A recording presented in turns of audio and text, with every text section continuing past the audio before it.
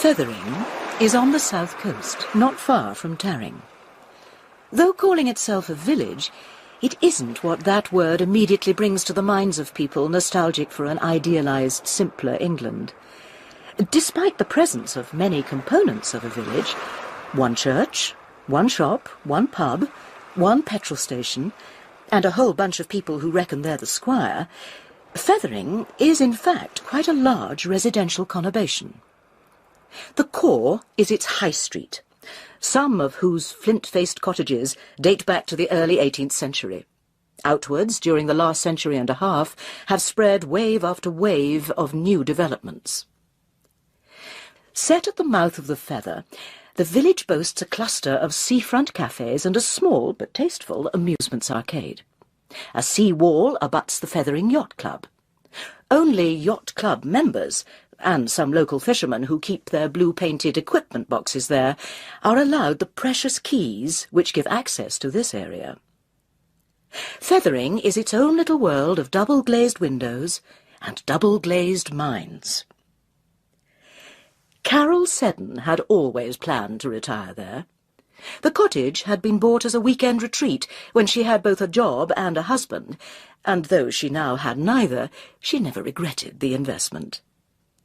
Carole had enjoyed working for the Home Office. Her civil service pension was at the generous end of adequate. The mortgage was paid off. She did not expect any changes in the rest of her life. She had had her steel-grey hair cut sensibly short, and protected her pale blue eyes with rimless glasses, which she hoped were insufficiently fashionable ever to look dated. She had acquired a sensible new Renault and a dog called Gulliver, who was as sensible as a Labrador is capable of being. If her clothes were older than those usually worn by a woman in her early 50s, they represented sensible planning for the future. And someone who wished to slip imperceptibly into old age could not have chosen a better environment than Feathering in which to complete the process. As she took her regular walk on the beach that Tuesday morning in early November, Carole's thoughts centred round the woman who, the previous day, had taken possession of the house next door. It was called Woodside Cottage, though there wasn't a wood inside. But then, Carole's own house was called High Tor, and it was a good 200 miles to the nearest one of those. She hadn't spoken to the newcomer yet. Her name was Jude. Carole's lips shaped the monosyllable with slight distaste. Jude had about it an over-casual air, a studied informality. Carole Seddon had never before had a friend called Jude, and she wasn't about to start now. She was shaken out of these sour thoughts by Gulliver's bark. The dog was down near the water's scummy edge, running round a bulky figure who was walking across the flat grey sand towards Carole. The figure was hunched against the wind into a shiny green anorak. Then, with an averted face, he, or she, deliberately changed course and broke into a lumbering, almost panicky run up the steep shingle towards the yacht club. Meanwhile, Gulliver had disappeared round the corner of a breakwater. Once again, he was barking furiously. Carole wondered what it would be this time. A crushed plastic bottle or a scrap of punctured beach ball could suddenly, to his eyes, be transformed into a major threat to world peace. But that morning it wasn't a bottle or a scrap of beach ball that had set Gulliver off. As Carole Seddon saw when she rounded the end of the breakwater, it was a dead body. He was maybe in his 50s, though his pallor made it difficult to tell. The flesh of his face, framed by matted greying hair and the sharp stubble of a 3-day beard, was bleached the pale beige of driftwood. His eyes were closed. His mouth, though, hung open. To the right of the bottom jaw, a tooth was missing. It had been missing a long time. His clothes, jeans and a grey jumper, were soaked heavy. Laced round his upper body was an orange life jacket, stamped in faded black letters, property of Feathering Yacht Club. Any theory that the man had been the victim of a sailing accident was belied by the 2 wounds in his neck.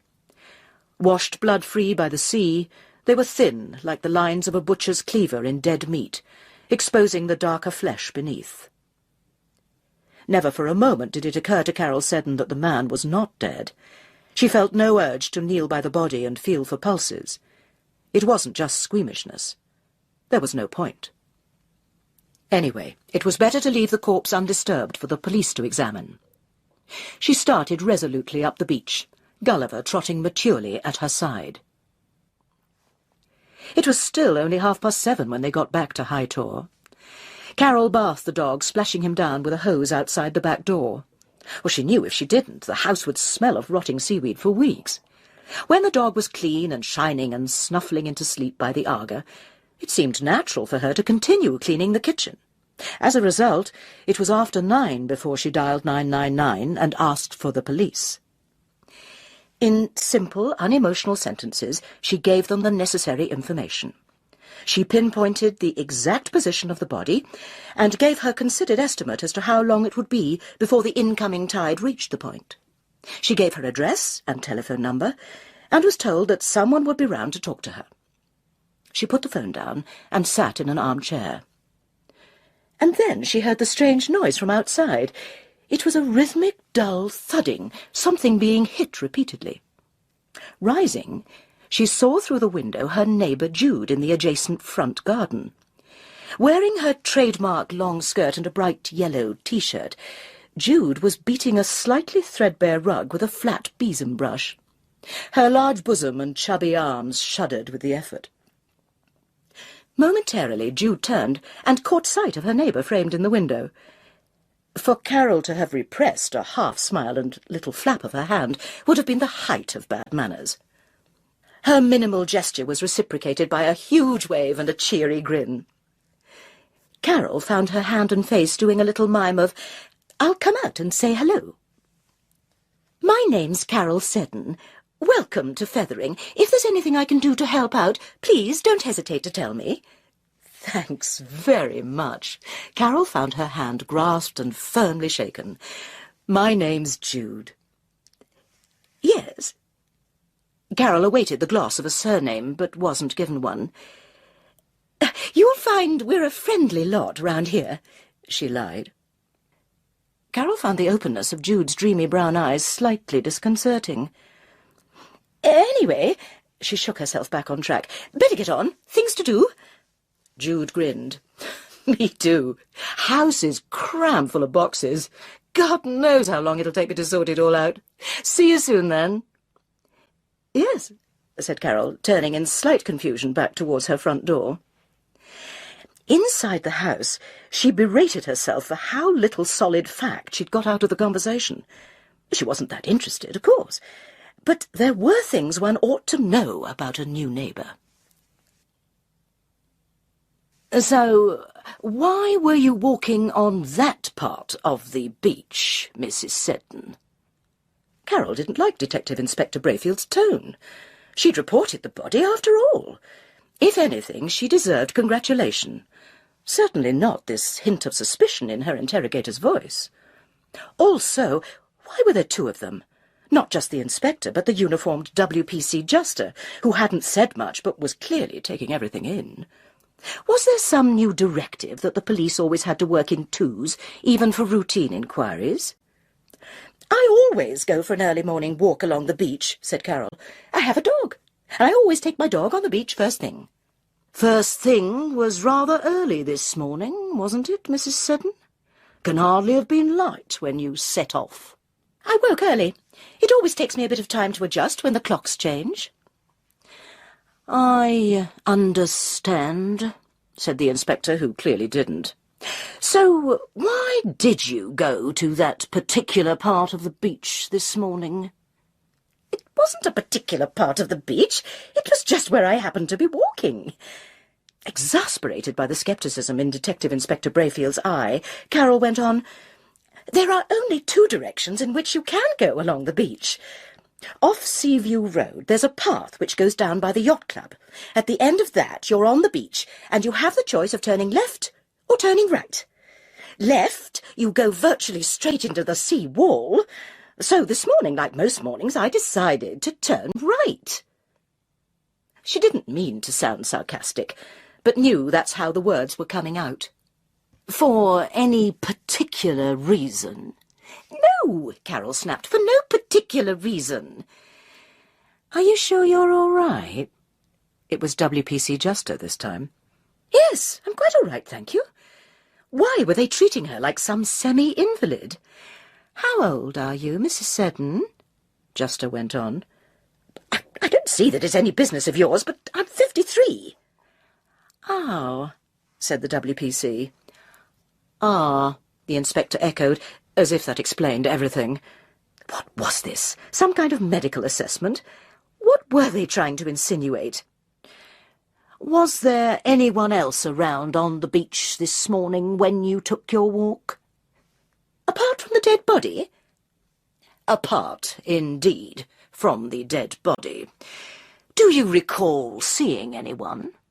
"No, I don't think I did." "Oh, yes, there was someone.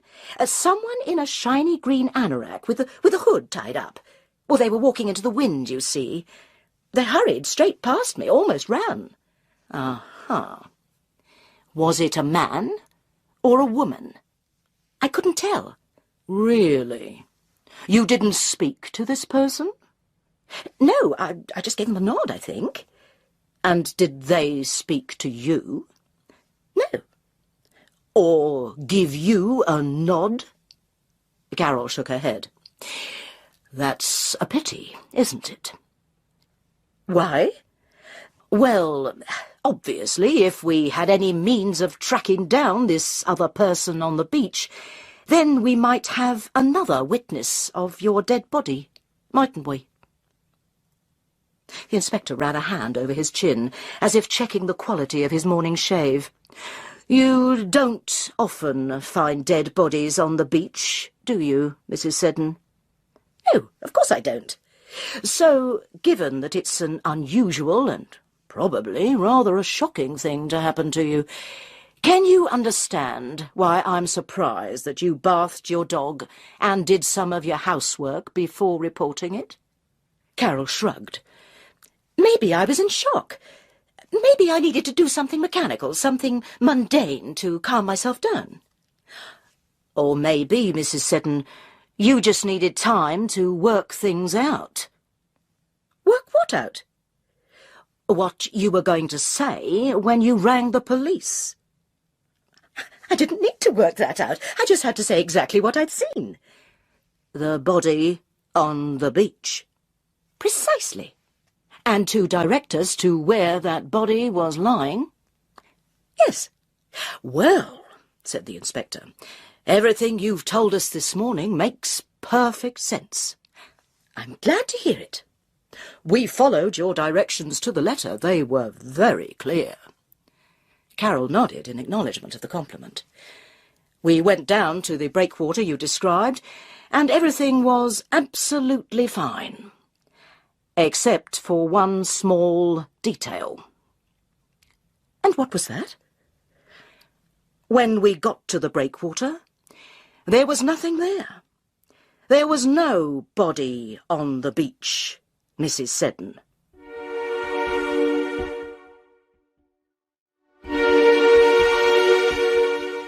Carole Seddon felt upset after the police's departure. They had come to the house with an agenda. Their semaphore of little nods and eyelid flickers had been prearranged. Having arrived believing her to be an hysterical attention-seeker, nothing she could say was going to make them leave with any change in their attitude. That's what hurt, that they'd thought her anything less than sensible. There was no doubt that she had seen the body on the beach.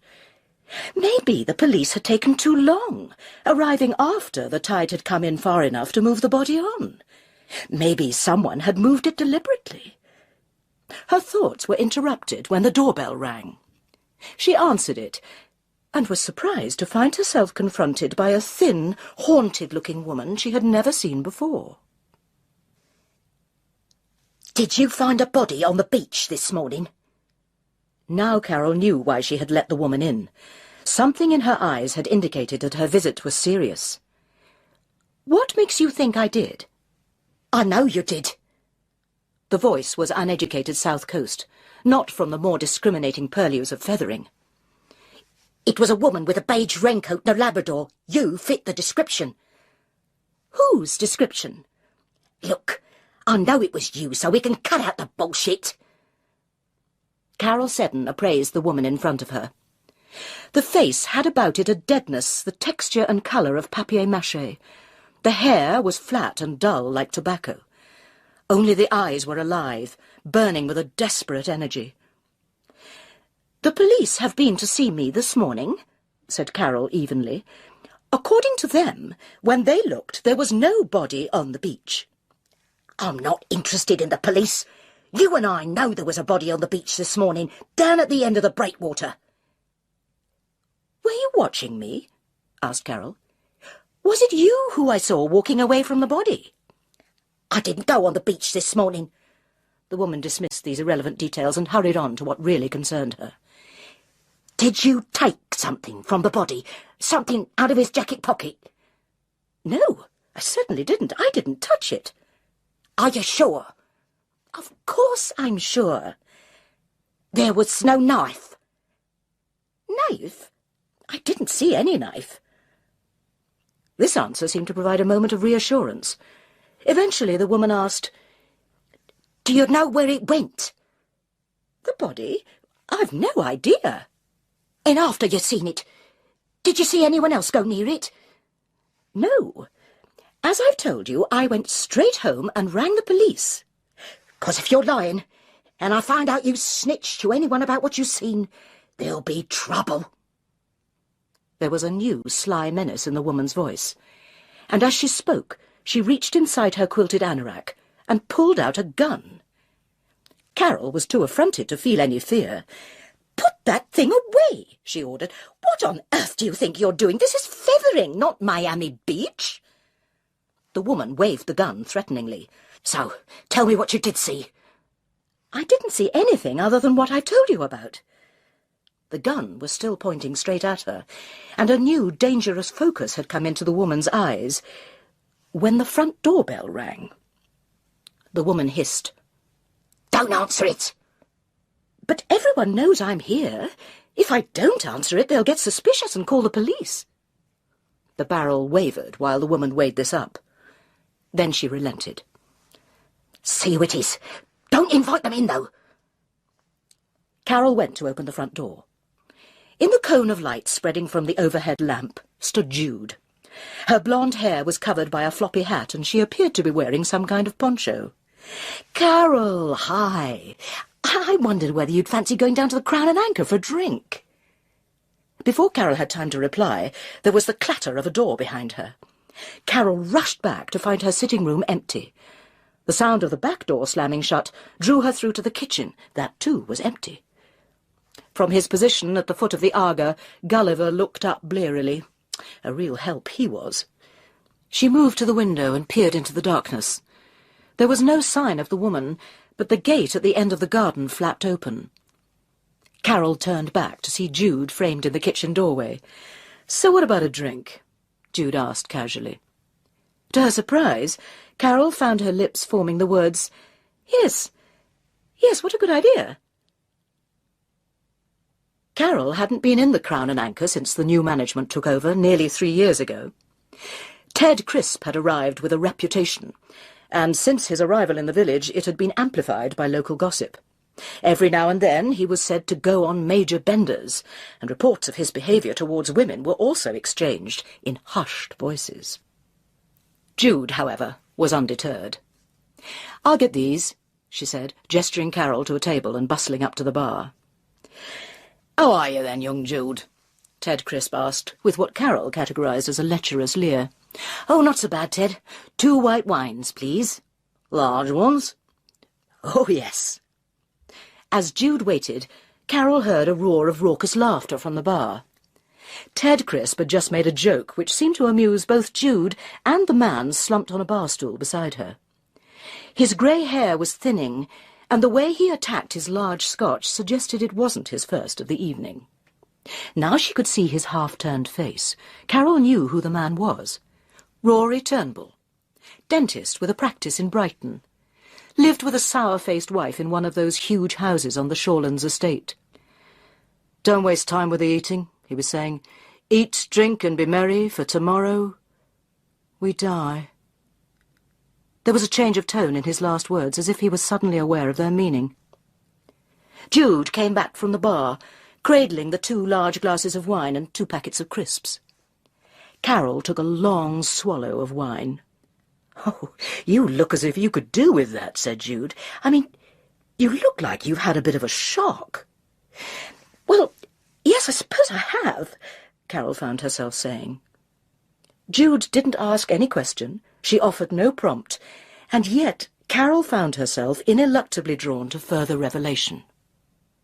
"The fact is," she said. And it all came out. The body, the interview with the police, the woman who'd arrived on her doorstep earlier that evening, the gun. At last Jude spoke. "You say the woman looked as if she was on drugs? I should think drugs are behind the whole thing." "What do you mean?" "Well, there's a long tradition of smuggling on the south coast, and once it was brandy, silks and tobacco. Now it's cannabis, cocaine and heroin." Carole smiled. "You seem to know a lot about the subject." Suddenly the pub door clattered open, making both the women look up. The newcomer was a short man of about 70. The dark blue reefer jacket and neat corduroy cap bestowed a deliberately naval air. A wispy white beard on the point of his chin gave his head the shape of some root vegetable newly plucked from the soil. "Evening, mine host," he said as he strode towards the bar. Carole recognised Bill Chilcott, another High Street resident. "Evening, Bill." Ted Crisp reached for the pump handle. "Your customary half?" "Yes, thank you. And my customary half-hour away from the little woman." Huh. He chuckled and then turned to the other man at the bar. "Rory, how you doing? I hear there've been more break-ins at the yacht club." "Have there?" Rory Turnbull looked shocked. "Who'd you hear that from?" asked Ted. "The Vice-Commodore." "That old idiot!"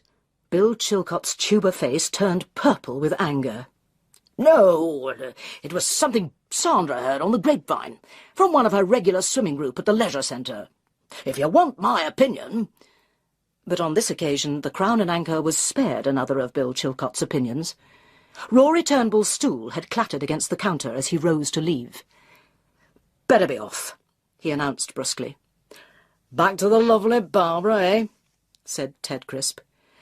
"Yes, back to the lovely Barbara," the dentist echoed in a doom-laden voice. Carole looked down at their empty wine-glasses. "Oh, think we need another of those," declared Jude, rising to her feet. "No, I'll get them," Carole said, a little late, following Jude to the bar. The outer door clattered shut behind Rory Turnbull. "Wouldn't like to be his first appointment in the morning," Ted Crisp observed. "Why, what's he do?" asked Jude. "Dentist.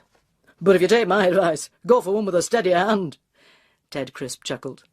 "Oh, sorry, Bill, I should have introduced you. You know Carole, don't you? Well, this is Jude, who's just moved into the High Street, too. 2 more large white wines, is it, ladies?" "Yes," replied Jude, and Carole didn't even feel the slightest instinct to ask for a small one. "Rory Turnbull," Jude mused, "and you said his wife's name's Barbara?" "That's right," said Bill Chilcott. "Why, do you know her?" "No, just that I had a card through the letterbox yesterday from a Barbara Turnbull, asking me to go to some coffee morning tomorrow, as a new resident of Feathering. Something to do with All Saints." "Well," said Bill, "you'll have the pleasure of meeting my wife Sandra there, too. She'll be going after a swim." "Oh, good." "Barbara Turnbull's very active in the church locally. She and her mother Winnie very devout." "That's probably what drives old Rory in here," said Ted. "Needs to swill out the odour of sanctity with a few large ones." As they settled back at the table with their refilled glasses, Carole realised she'd been given a good cue to find out more about her neighbour. She asked, "Are you religious?" Jude let out a warm chuckle. "Depends what you mean by religious." "Well, church-going." The chuckle expanded into laughter. "Good heavens, no." Having elicited one small piece of information, Carole pressed her advantage. "I don't know anything about you, actually, Jude." She managed to say the name with only a vestigial hint of quotation marks around it. "Are you married?" "Not at the moment. What about you?" "Have been. Divorced." Carole still had a slight pang when she said the word. It wasn't that she regretted the loss of her married status, or that she wished David was still around, very much the opposite. She knew she was much better off without him. But being divorced still seemed to her to carry an overtone of failure. "How long ago?" asked Jude. "Oh, 10 years now. No, 12. How time flies." "Any children?" "One son, Stephen. He's nearly 30. I don't see a lot of him. What about you?" Jude looked at her watch, seeming not to hear the question. "I'm really starving," she said. "I've got to order something to eat. Are you sure you're not going to?" "Well," said Carole. They both ended up ordering fish and chips. By then, Bill Chilcott, having made his customary half of bitter last exactly his customary half an hour, had left the pub with a hearty, "Cheerio, mine host." The two women's conversation for the rest of the evening moved away from their personal details. Jude was intrigued by the two dramatic events of the day, and kept returning to the body on the beach and the woman with the gun, offering ever new conjectures to explain them. Carole's recollections of the end of the evening were a little hazy. Of course, it wasn't just the alcohol. It was her shocked emotional state that had made her exceptionally susceptible to its effects. She comforted herself with this thought as she slipped into stupefied sleep. The other thought in her mind was a recollection of something her new neighbour had said. Carole couldn't remember the exact words, but she felt sure that Jude had suggested their working together. If the police weren't going to show any interest in doing it, then the two of them should find out who killed the body on the beach. Jude found the Shorlands estate rather spooky as she walked through on the way to Barbara Turnbull's coffee morning. Though laid out spaciously, the predominant feeling it gave her was one of claustrophobia, and the 20 mph speed signs and crime alert in operation notices gave her the feeling of being under surveillance. "Ah, hello. You must be the new owner of Woodside Cottage. I'm Barbara Turnbull." The house into which Jude was admitted had recently been improved by an expensive interior designer. But to Jude, the interior of Brigadoon had all the homely charm of an intensive care unit. Barbara Turnbull was in her 50s, and one of those women who'd spread sideways.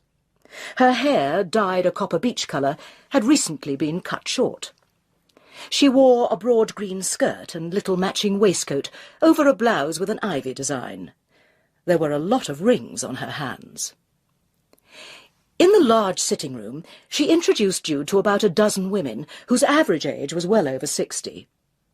"And this is my mother, Winnie Norton.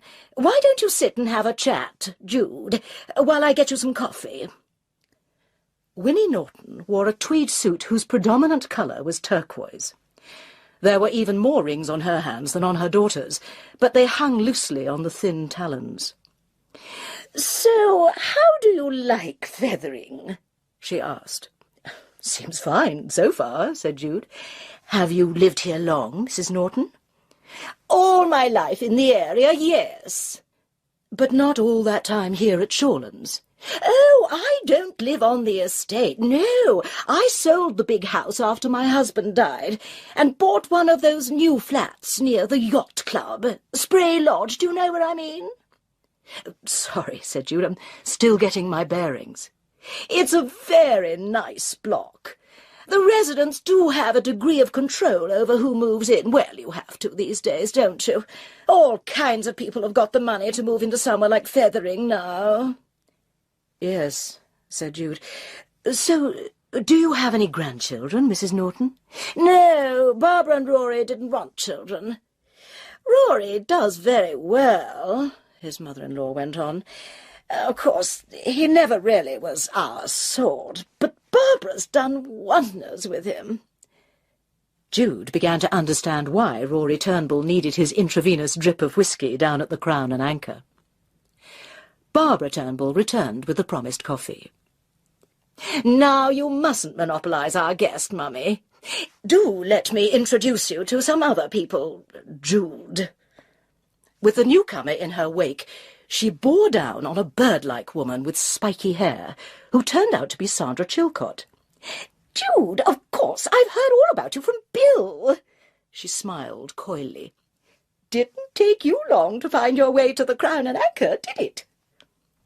The woman beside Sandra asked, "So, have you come down to Feathering in search of the quiet life?"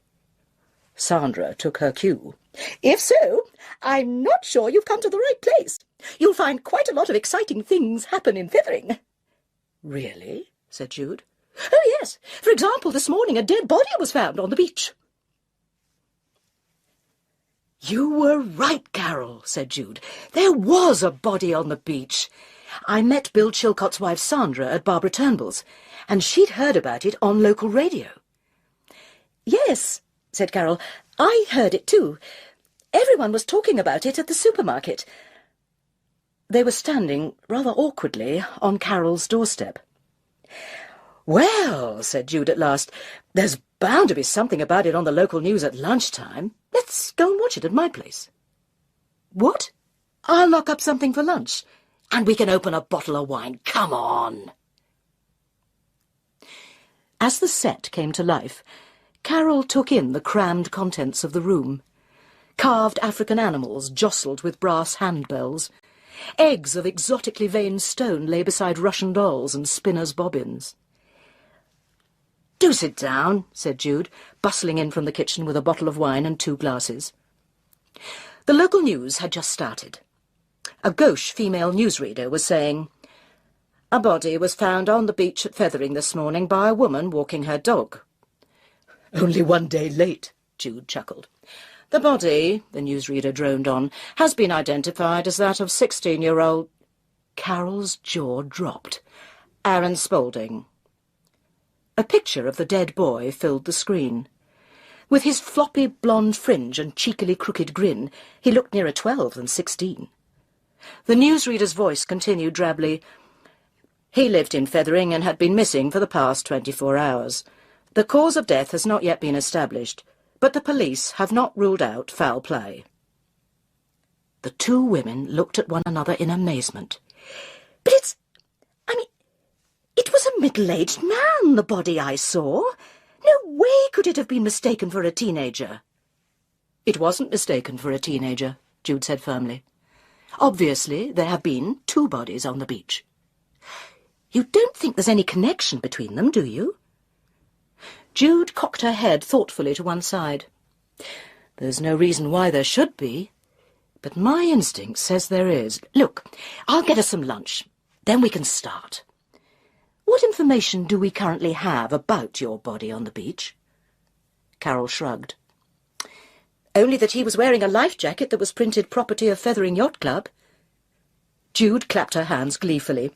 "Then it seems pretty obvious to me that the first thing we should do is go down to Feathering Yacht Club. We can say we saw some kids playing with one of their life jackets." "But we can't do that," Carole objected. "Why not?" "Because we're not members." "Oh, for heaven's sake," said Jude. Soon the 2 women were striding along the high path beside the banks of the Feather towards the yacht club. It was low tide, and in the distance they could hear the rhythmic thumping of a tall pile-driving machine as it forced metal sheets down into the mud. "Repairs to the sea wall," Carole explained. "What a day for them to start." Rows of dinghies on trailers were regimented in front of the clubhouse building, all zipped up to the necks of their masts in sturdy fitted covers. Dennis Woodville, the vice-commodore of the yacht club, let them in. He was a tall, angular man with a beaky nose and the sagging, papery skin of a heavy smoker. "Wouldn't surprise me at all if they nicked one of our life jackets," he said after Jude had glibly produced her lie. "A lot of bloody kids always trying to break into this place, and into the boats. He gestured outside. "Are there a lot of members?" asked Jude. "Couple of 100. Not all very active. We tend to be careful what kind of people we let in. Open the doors too wide and you can end up with all kinds of riff-raff." "And it's all run by volunteers?" asked Carole. "We club officials give our services free. Obviously, expenses taken when required by the treasurer, and so on. That's Rory Turnbull, dentist chap. He's got problems at the moment. Club accounts don't tally, I'm afraid. It's a bloody accountant's cock-up. Of course, we pay the casual workers, cleaners, bar staff. Except we haven't any at the moment. Tanya finished today. Did you know her? Large girl with this great industrial rivet punched through her nose. Suddenly reckoned the place was too far from Brighton, so she's going to look for something closer to home. Would either of you like a drink, by the way?" "No, thank you," said Carole firmly, before Jude could lead her further astray. "Anyway, I think I'd better be closing up for the afternoon, so if you'll excuse me." Carole and Jude stood up. "By the way," said Jude, "did you hear about that poor boy who drowned, Vice-Commodore?" "What? Oh, yes, of course I did. Another feathering floater." "Sorry? What does that mean?" "Bit of local folklore, I suppose. Tide here moves pretty damn fast. Anyone who's so unfortunate as to fall into the feather, or so damn stupid as to jump into it, some cross-current gets them, and they usually turn up on Feathering Beach within 24 hours. They go feathering floaters. Nice to have a few local traditions, eh?" Outside, the weather had, if anything, worsened. "I wish you'd tell me what we're doing," Carole complained. "We're going back to where you found the body on the beach," said Jude firmly. "The water's far enough out for us to see." "But the tide has washed over the area a good few times by now." "That's not the point." Eventually, they were standing at the foot of the breakwater. Out of sight now in the encroaching darkness, the relentless thudding of the pile-driver continued, eerily echoing off the sea. Jude looked at the water-filled indentation, at the foot of the breakwater's worn stanchions. "It was here." "Yes, exactly here." "Well, there's no way the body was swept out to sea again. If the incoming tide was going to move him at all, it'd move him further up the beach. He wouldn't be swept out till after the tide had changed. And the police came to see you too soon after they hadn't found the body for that to have happened. So—" Jude spun on her booted heel and looked round the semicircle towards the village. She stopped, facing Feathering Yacht Club. "I think we go back up there again." It was nearly dark by the time they got back to the side gate to the yacht club. Jude looked round but could see no one in the enveloping gloom. "OK, give me a leg up." When they were both inside the compound, she said, "Now, let's have a look at all of these boats." "What are we looking for?" "A loose cover. A sign that one of them's been broken into." "You think the body might have been hidden in one of these boats?" The two women began to feel their way along the rows of dinghies. Above them, the wind sang in rigging, and steel halyards clattered endlessly against metal masts. "Could be something here," Carole called out, pointing to the rim of a boat cover where a piece of rope dangled loose.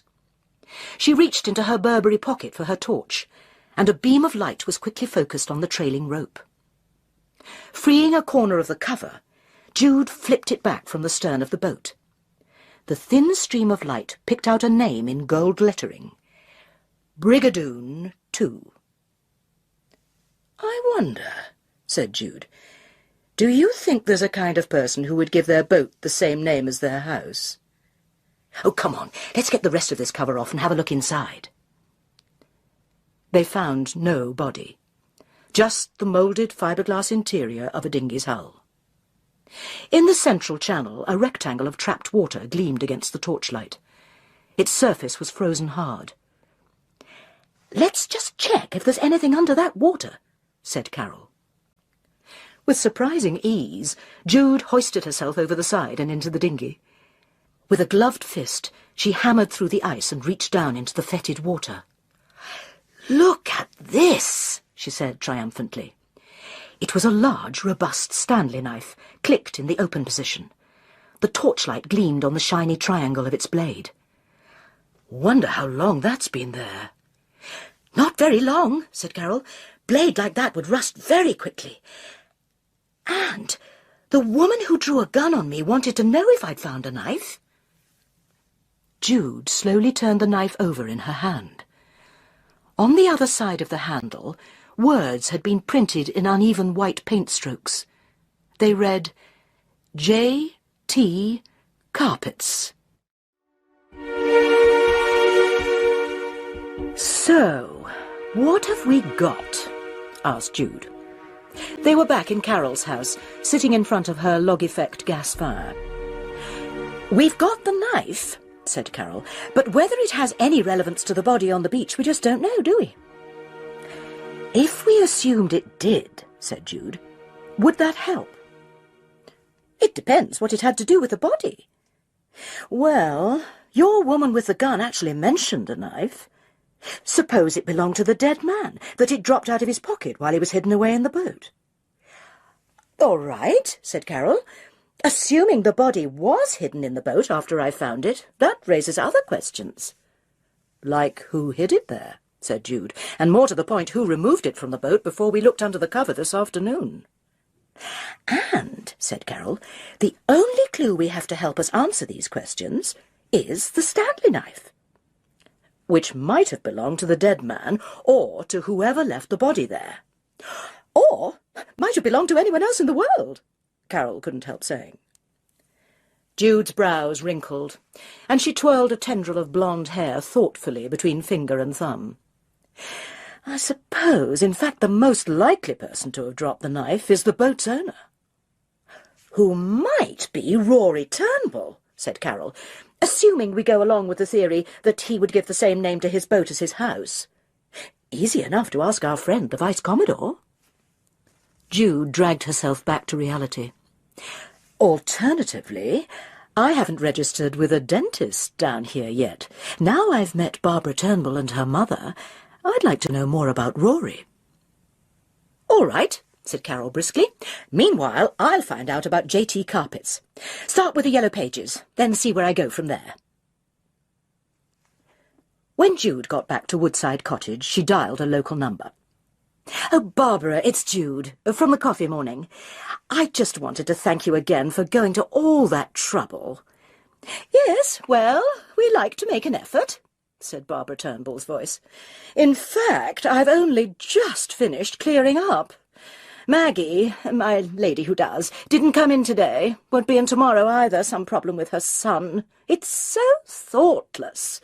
I told her in no uncertain terms she couldn't assume that the job at Brigadoon would stay open forever." Jude sympathised, and then ventured, "Oh, one thing, Barbara. I'm not registered with a dentist down here, and I wondered whether—" "Rory isn't taking any new National Health patients." "No, I just wondered if you could give me the number of his practice." It was still office hours, so Jude rang the Brighton surgery number she'd been given. Once it had been established that she was prepared to pay for her treatment, the woman at the surgery said they had a cancellation for the following morning. "And that's Mr. Turnbull I'll be seeing?" "Possibly." The voice was cagey. "Or it may be one of the partners. We tend to allocate new patients according to who's free." The first bit of Carole's research also went smoothly. J.T. Carpets were listed in the Yellow Pages with an address not far away. She rang the number. "Hello, my name's Mrs. Seddon, and I'm ringing because I found something which I believe is your property." "What's that, then?" "It's a knife, a Stanley knife. It says J.T. Carpets on it." "Well, then, there's a strong chance it does belong to J.T. Carpets." The girl's voice was poised just the right side of insolence. "Did one of our fitters leave it in your house?" "No, I found it on the beach. I just thought you might want it back." "Not that bothered," said the girl. "I mean, it's only a Stanley knife. Not like it's the only one in the building. But if you're passing the office, drop it in by all means. But none of your staff has reported the knife missing? Oh, come on. If they've lost company property, they're hardly likely to go shouting to the boss about it, are they? And since it is now after 5:30, I'll say thank you very much for calling and goodbye. The phone was put down with some vigour. Carole was left with the feeling that she had a lot to learn about being a detective. When Jude arrived at the smart dental reception area, she was told that she'd be seen by a Mr. Frobisher. The man, who eventually welcomed her into his surgery, was about 40 and fit-looking, with an unreconstructed Australian accent. "Sorry about the delay. We're having an inspection by the RDO. That's the regional dental officer. Routine stuff, but they always manage to disrupt the whole place." "I was put onto this practice by Barbara Turnbull," said Jude, as she was settled into the chair and floated into a prone position. "Ah, yes?" said Mr. Frobisher, without much interest. "So I thought I might be seen by Mr. Turnbull. The three of us in the practice tend to share out new patients. I hope that's all right with you." "Yes, absolutely fine. So is Mr. Turnbull in today?" "No, he isn't, as it happens." Mr. Frobisher sat astride his mobile stool and focused the overhead light on her face. For the next few minutes, his probing around her mouth made further conversation impossible. He called out a few notes to the dental nurse, who clicked them on a keyboard. And he gave her little opportunity for further conversation when the examination was concluded. "Good, no serious problems. Couple of places where your gums are looking a bit red, though. Make an appointment to see one of our hygienists on your way out, will you?" On the coastline train that rattled through an unbelievable number of small stations on its way back to Feathering, Jude tried to comfort herself with the fact that there was nothing wrong with her teeth. But the predominant feeling in her mind was one she shared with Carole, that she had a lot to learn about being a detective. The Crown and Anchor was on the way back from Feathering Station, and the thought of grabbing a bite to eat there was appealing. Jude was no sooner settled at the bar with a glass of white wine and a baguette than there was a clatter from the front door. She turned to see Rory Turnbull making a clumsy entrance. He hadn't shaved and looked unkempt. The dentist weaved his way up to the bar. "Large Scotch, please, Ted." "If you're sure." "Of course I'm bloody sure. Otherwise I wouldn't have bloody well asked for it, would I?" As Ted Crisp turned to get the drink, Jude ventured an approach. "Hello. We sort of met in here the other night, didn't we?" "Huh?" Rory Turnbull's eyes had difficulty in focusing on her. "And actually, I went to your surgery this morning. Mr. Frobisher looked after me. Your wife put me in touch." "My wife?" He seemed puzzled by the alien concept. "Yes, Barbara." "Oh, that wife." He let out a bark of laughter as though this was some huge joke. "Thanks, Ted." He took a long swallow from the glass. "You say my wife put you in touch?" "Yes, everyone needs a dentist, don't they?" This struck Rory Turnbull as very funny, but just as he launched into a maudlin aria on how hard-working dentists were, a voice called from across the pub. "Rory, I only just noticed you were in here. I wonder if you could—" It was Dennis Woodville from the Yacht Club. He was standing near an alcove where, unnoticed by Jude, he'd been lunching with a large young woman dressed in black. On the seat behind her, where it had been cast off, lay the semicircle of a green anorak. "No, sorry, Vice Commodore," said Rory Turnbull. "Can't stay. Have to finish my drink and do some very important things." He set off unsteadily towards the door. "Oh, what I need to talk to you about is important too." Dennis Woodville turned to his guest. "Sorry, Tanya. Be with you in a moment." The girl had risen from her booth, a lumpen creature in black sweatshirt, leggings and Doc Martens. Hair dyed reddish and cut short, a lot of silver dangling from the perforations in her ears, a silver stud in her nose. She looked anxious. "It's all right, love," Ted Crisp called across. "The Vice Commodore will be back. You won't be left to pick up the tab." "I hope not," said the girl. Lunch is meant to be on Feathering Yacht Club expenses. He wanted to say thank you now I've left. She wrinkled her nose. I hope he's all right. Don't worry, he'll be back in a minute. No sooner had he said the words than the Vice-Commodore returned. While he settled up, Jude attacked her baguette. After the unlikely couple, thin septuagenarian and broad 20-year-old, had left, she turned to Ted. He has a boat, hasn't he, Rory Turnbull? That's right, called Brigadoon, same as his house. Good, thought Jude. At least one of our conjectures has been proved right. But it still didn't prove any link between the owner of the Brigadoon 2 and the body on the beach.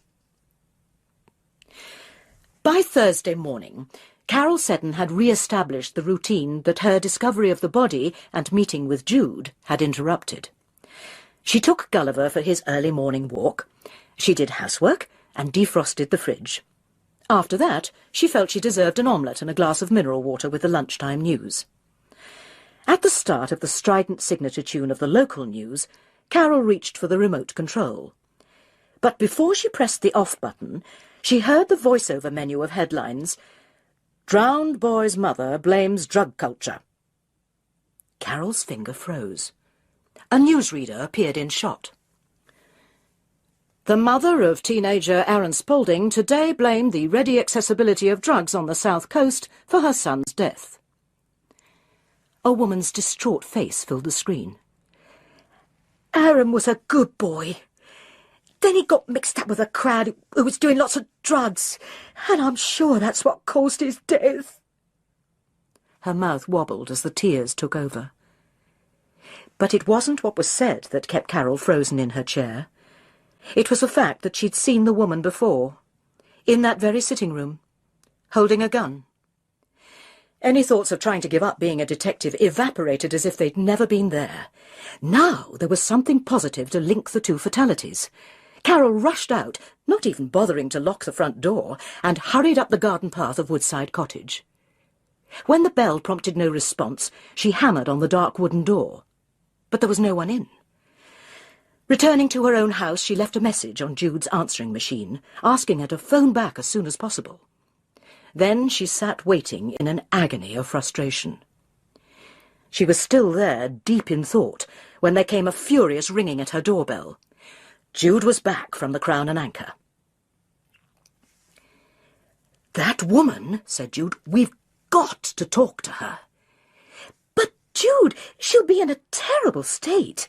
She's only recently lost her son. She's also only recently threatened you with a gun. Come on, we've got to get to the bottom of what happened, haven't we? The dead boy is called Aaron Spaulding, so let's assume she's a Spaulding too. Do we have a first name for her?" Carole screwed up her pale blue eyes. "There was a caption up over the interview. Yes, Teresa." "Though, presumably," said Jude, grabbing the Worthing area telephone directory, "the entry would be in her husband's name." "If she's got a husband, you never know these days."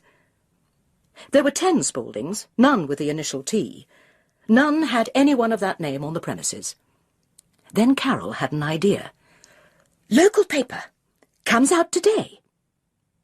The front page of the Feathering Observer was dominated by the headline, "Tragedy of Drowned Teenager." Beside it, the boyish school photograph of Aaron Spaulding appeared again. "Look," said Jude, "there's the address. Mrs. Teresa Spaulding of Drake Crescent, Feathering. Where's that?" "Up on the Downside Estate, I think," said Carole. "So, when do we go and try to talk to her?" "No time like the present," said Jude brightly. "How do we get there?" "In my car, unless you want to go in yours." "Haven't got one," Jude grinned. "Never felt the need."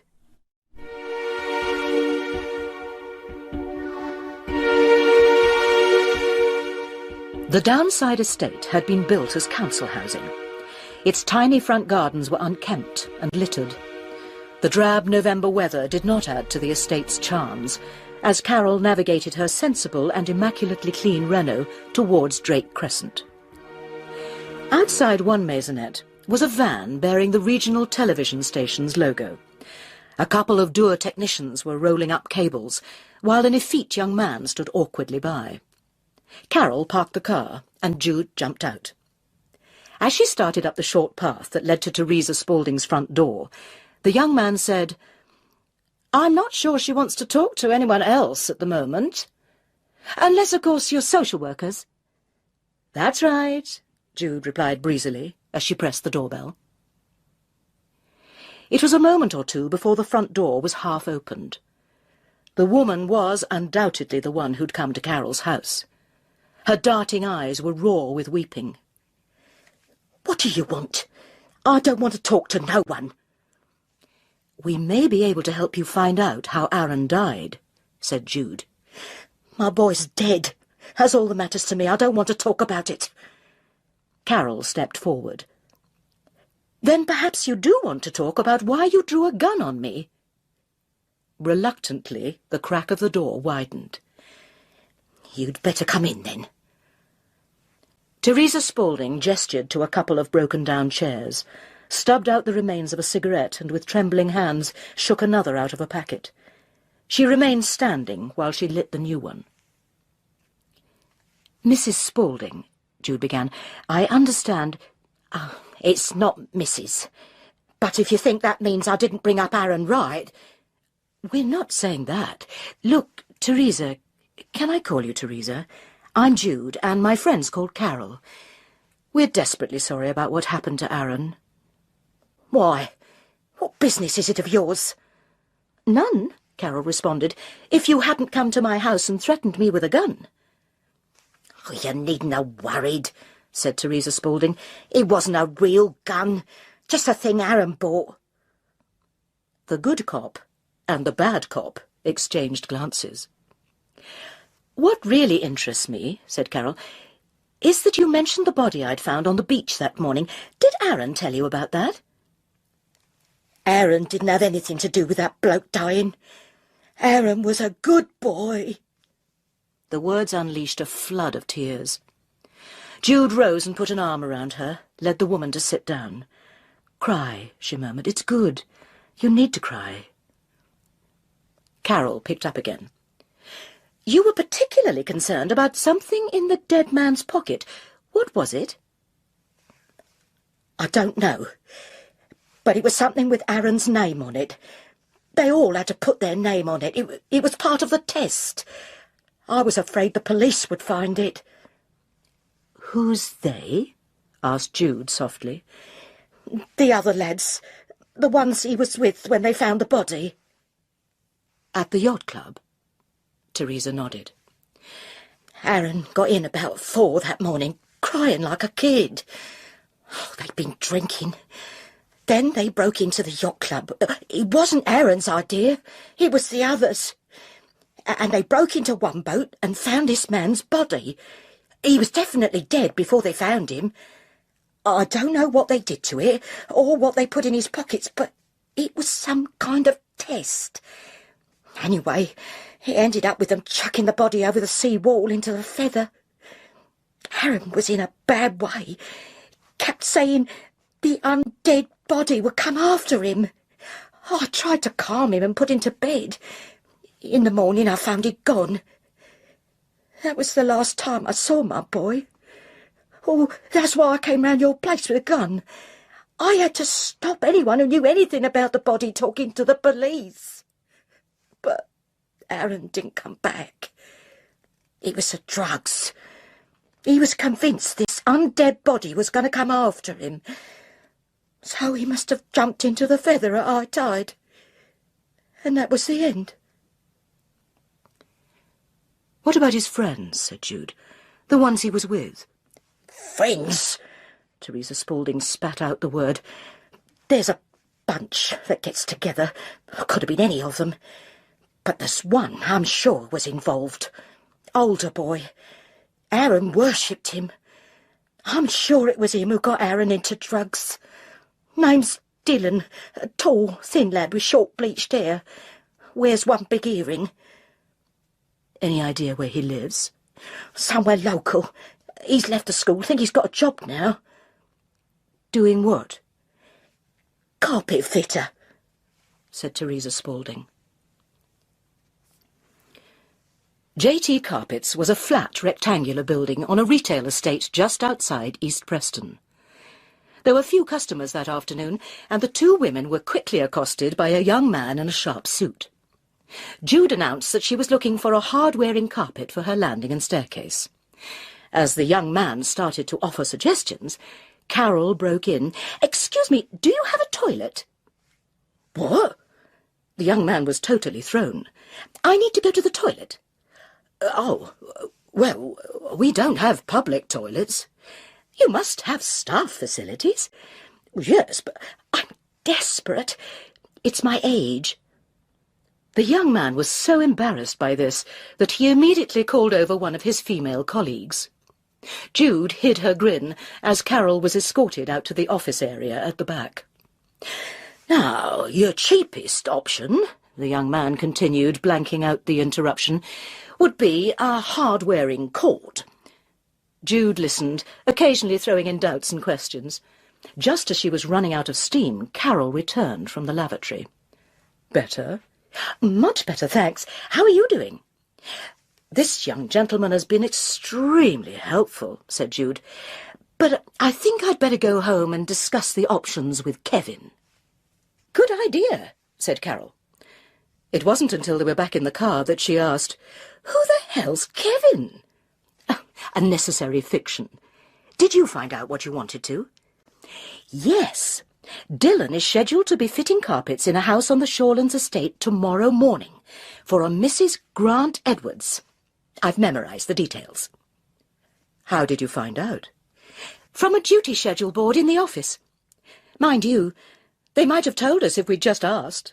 She giggled. "But the way I did it was much more fun." Just before 9 the following morning, Gulliver having been duly walked, Carole brought the Renault to a stop opposite an Elizabethan pastiche with tall windows and bunches of thin, imaginatively topped chimneys. Its name, Bally High, was spelled out in rustic pokerwork on a piece of driftwood. In the driveway, behind closed railings, a large green Jaguar squatted, toad-like. "I think we're just in time," Jude said. "Look!" A yellow transit van was drawing up. Lettering on the side read, J.T. Carpets. "Here we go," said Carole, her hand tightening round the Stanley knife in her pocket. Two men got out of the van and went round to open the doors at the back. Both were middle-aged, one completely bald, the other with grizzled grey hair. Jude shook her head ruefully. "Looks like Dylan's called in sick." But just as she spoke, they heard the sound of a car approaching fast. It was a souped-up Golf GTI. "I think this could be our quarry," said Carole as she opened the door. They were both standing in front of Bally High's railings by the time the boy emerged from his Golf. Bleached hair, single earring. He looked through them as he came up to the gates. "Are you Dylan?" asked Carole. "What if I am?" "I've got something that belongs to you." Carole took the Stanley knife out of her pocket and held it in her open palm. Though he quickly covered it up, the boy's first reaction was undoubtedly one of shock. "Oh, well, thanks," he said casually, reaching out for the knife. Carole withdrew her hand. "Don't you want to know where we found it?" "Not particularly." "We found it in a boat at the Feathering Yacht Club," said Jude. Dylan's lip curled. "Nosy pair of old tarts, aren't you?" He made to push past them. Jude put her hand on his sleeve. "We have proof that you were at the yacht club on Monday night," she lied, "with Aaron Spaulding and another boy." Dylan turned back to look her straight in the face. "What if I was? Not crime, is it? We sank a few cans in a shelter on the front, and Aaron asked me if I'd lend him my Stanley knife, so I did." "What did he want it for?" "How should I know?" he shrugged. "And then I went home. I didn't go down the yacht club. What the other two done, I've no idea. Now, if you'll excuse me, I do have work to do." "Don't you want your knife back?" asked Carole. "If not, I'll keep it." "Please yourself." "As evidence." Evidence of what? Suddenly, he'd seized the lapel of Carole's raincoat and brought his face close up to hers. Her nostrils were filled with a sickly musk-flavoured aftershave. You two harass me any more and things could get very unpleasant, so I'd advise you both to get off my bloody back. He raised his free hand to Carole's face. She flinched. Dillon chuckled and touched her cheek. Then he let go of her coat and turned towards the house. "Who was the third boy?" said Jude. "There was you and Aaron Spaulding and someone else." "That's for you to find out, mind you. I don't think you will." "Why, is he dead too?" Jude called after the retreating back as Dillon strode up the drive. But there was no answer, and the Stanley knife remained in Carole's hand. "He's lying," Jude hissed, the first time that Carole had seen her angry. "He was with them at the yacht club." "I know," said Carole. "But how are we going to prove it?" They didn't have far to go through the Shawlands estate to reach Brigadoon. The front garden's Victorian lampposts continued to look incongruous in their mock Spanish surroundings. The woman who came to the door was probably in her late 40s. She wore jeans and a faded sweatshirt. Her face looked drained and exhausted. "Good morning," she said in a surprisingly cultured voice. "I'm afraid Mrs. Turnbull isn't in." "You're Maggie?" said Jude. "We were hoping you'd be back. It was you we wanted a word with about your son." The woman's shoulders drooped. "What's he done?" "That's what we want to find out. In particular, what he was doing last Monday night." The woman's eyes widened, and some instinct told Carole this was the moment again to produce the Stanley knife. "What's that? Where did you find it?"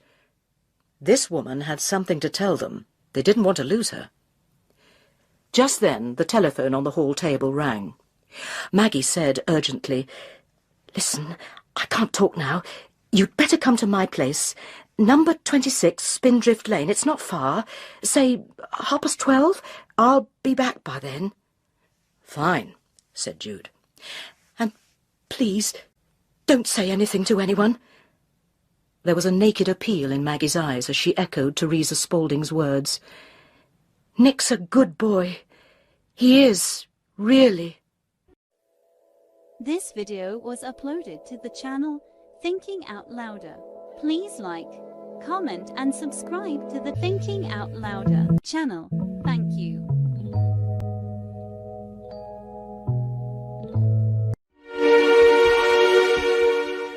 The front lawn of 26 Spindrift Lane was unkempt. The paint on the window frames blistered and split. Maggie Kent had changed out of her working clothes into a navy woolen suit. She ushered her two visitors into the sitting room, then stood in front of the fireplace and confronted them. "All right. What's Nick being accused of?" "We're not accusing your son of anything," Jude replied calmly. "You've heard about the death of Aaron Spaulding. Well, we believe he was messing around on the seafront on Monday night with two other youths, one called Dillon. And we think the other one was your son Nick," said Carole. When Maggie spoke, her voice was quiet and measured. "Are you suggesting that my son had anything to do with Aaron Spaulding's death?" "No," said Jude. "Whatever happened to Aaron happened on the Tuesday. We're concerned about events on the Monday. We think a crime was committed that night." "All right," said Maggie. "I want to know what happened then as much as you do. But tell me first, how you know Nick was involved." "Guesswork and a bit of luck," said Jude. "When I went for coffee at Barbara Turnbull's, she complained that her cleaning lady couldn't come in because of some problem with her son. Well, I just made the connection." Maggie sighed. "Okay. Sam, that's my husband, lost his job about 3 years ago. He worked in the printing industry, managerial. Good house, 2 cars, son at private school. Then he was out, with a year's money. He started drinking. Then he got into drugs. Cannabis, then the hard stuff. To dull the pain, he kept saying. The rows got worse and worse. Then, one day, he just upped and went. Took his passport, the lot. I've never seen him again. And all this had a bad effect on Nick, said Jude. Devastating. He'd worshipped his father. And then, with the money running out, it meant changing schools and... Well, he used to mix with a much less damaging bunch of kids than he does now. Going back to Monday night, Jude prompted, what time did Nick get home? Not that late. 1, 2. But he went out again early next morning. Someone rang wanting to speak to him. I don't know what was said, but he threw some clothes on and rushed out. He was shaking like a leaf. Of course, I was due up at Brigadoon to be a dutiful Mrs. Mop. So I wait around as long as I can, and then, just when I'm about to leave, Nick comes back in a worse state than ever, sobbing like a baby. He was hysterical. Did he tell you the reason? He'd been out with Dylan and Aaron the night before. They'd had a few drinks. I think they did some drugs, too. And apparently they got talking about black magic. Oh, some gobbledygook. Then they broke into the yacht club. Just for a lark, he said. What about that Stanley knife I showed you this morning? He mentioned Dylan had his knife with him. But he said none of the boats had been vandalised. It's Nick's trip the next morning that seems really to have upset you, said Jude. Did you find out anything about that? Nothing. When he came in, he was in such a terrible state of shock. Oh, I did notice he had sand on his trainers. So he'd been to the beach, Carole stated the obvious. But you really have no idea what the 3 of them got up to at the yacht club? Maggie shook her head. Do you think, Jude suggested diffidently, he might tell more to someone who wasn't his mother? Nick, said Maggie Kent, this is Jude. She wants to talk to you. The boy stood framed in the sitting-room doorway. Well, I don't want to talk to her, he said. He turned to bolt, but was stopped by Jude's even voice saying, I want to talk to you about this knife, Nick. The colour left his face and tears welled in his eyes. Is she from the police? No, said Maggie. Where did you get that? In the bottom of a boat at Feathering Yacht Club. A boat called Brigadoon 2. I think you'd better tell me about it. There was a long silence. Then Maggie said, I'll go and put the kettle on. Give me a call when I can come in again. The door shut behind her. How much do you know? Asked Nick. What you told your mother. And a little bit more. I know you were with Dylan and Aaron Spaulding on Monday night. I know you had some beers, probably some drugs, too. It was only cannabis. Dylan had it with him. He said we were goody-goodies, scared of breaking the law. And you proved him wrong by breaking into the yacht club and choosing a boat at random, and Dylan got out his knife and cut through the rope holding down the cover. But what you didn't tell your mother was what you found in the boat. There's no reason why I should tell you either, said the boy defiantly. I agree, though I could still take the Stanley knife to the police. That doesn't prove anything. No, Jude agreed softly, not until they find the body. The boy looked shaken. How do you know about the body? Jude heaved a mental sigh of relief. He'd fallen for it, conceded that there had been a body in the boat. We were horrified when we found it. The moon was full that night. We could only see this outline. But we knew he was dead. And then Dylan. He's into the occult, you know, black magic, the undead. And he said if Aaron and I wanted to show we were really hard, cutting a dead man's flesh under a full moon, it would make us strong. Then, if we wrote our names in blood and left them on the man's body, we'd have special powers. And you believed him? Dylan kept saying we were cowards, and then he took the knife and made a cut in the man's neck. Then Aaron took the knife and made a cut. And did you, Nick? The boy shuddered and shook his head. What about writing the names in blood? Aaron did that. He wrote his name and put it in the dead man's pocket. And Dylan? Oh, he said he didn't need to because he was the leader. Anger seethed within Jude. The older boy had egged on the others, but he wasn't going to incriminate himself. He'd allow the gullible Aaron Spaulding to do so, though, and no doubt build up the boy's natural paranoia with garish tales of the undead. He was probably directly responsible for Aaron's suicide. And what happened then, Nick? Then we suddenly panicked at what we'd done. We didn't want to leave any signs, any evidence, so we took the body and we... And you threw it over the sea wall into the Feather. How do you know all this? Sobbed the boy. Then you all went your separate ways, but Aaron rang next morning to say he'd found the body washed up by the tide. Yes. At last there was corroboration for what Carole had seen on the Tuesday morning. Aaron said the undead body was coming back to haunt him. So I went down the beach and met him. We thought if we put the body back in the boat, nobody'd ever know we'd been there.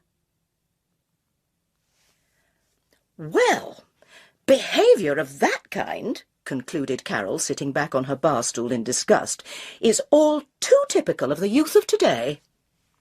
I'm not excusing the boy's behaviour, said Jude calmly. I'm just saying, from the pain in his eyes, he'd hurt himself by what he'd done much more than he'd hurt anyone else. Now, let me get you another drink. The pub door clattered behind them, and they turned to see an agitated Dennis Woodville approaching the bar. Evening, Vice-Commodore. Oh, hello, ladies. Is Ted in? He asked the barmaid.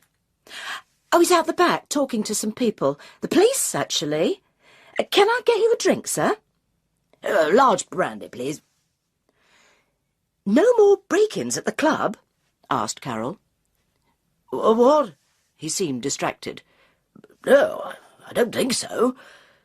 Though it does seem we've been the victim of criminal activity. He might have elaborated on this portentously delivered hint had not Ted Crisp at that moment appeared through the door behind the bar. Evening, Ted, said the Vice-Commodore. I gather you've had the police with you. I wonder if they came to see you for the same reason they came to see me. The landlord cocked an interrogative eye. Missing person, was it? Yes. Look, if you both know, you might as well tell us, said Jude impatiently. Come on, what's it all about? Ted Crisp saw no point in secrecy. Police came in asking if I'd seen Rory Turnbull recently. Same with you, Dennis? Yes. Well, sometime after 12, said Ted, it seems our Rory buggered off in the BMW. His wife got home round 2 and immediately raised the alarm. What? Said Carole. Surely there's no harm in a grown man going off for a drive in his own car when he feels like it. Not usually, there isn't, said Ted. But there is when he leaves a suicide note. A silence followed his words. Then Dennis Woodville spoke with the quiet confidence of someone who had secret information to impart. I had a meeting with our accountant yesterday. Someone has been siphoning funds out of the club's bank account. Total of £1,000. The only registered signatories for yacht club cheques are the Commodore, the Vice-Commodore, and the Treasurer, who is, of course, Rory Turnbull. He knew I was having the meeting. I imagine he just didn't want to face the music. But why would he have done it? Demanded Carole. Put his hand in the yacht club till for £1,000. I mean, someone in his position, dentist salary, big house. Oh, you'd be amazed. Ted Crisp shook his craggy head. He looked at their glasses.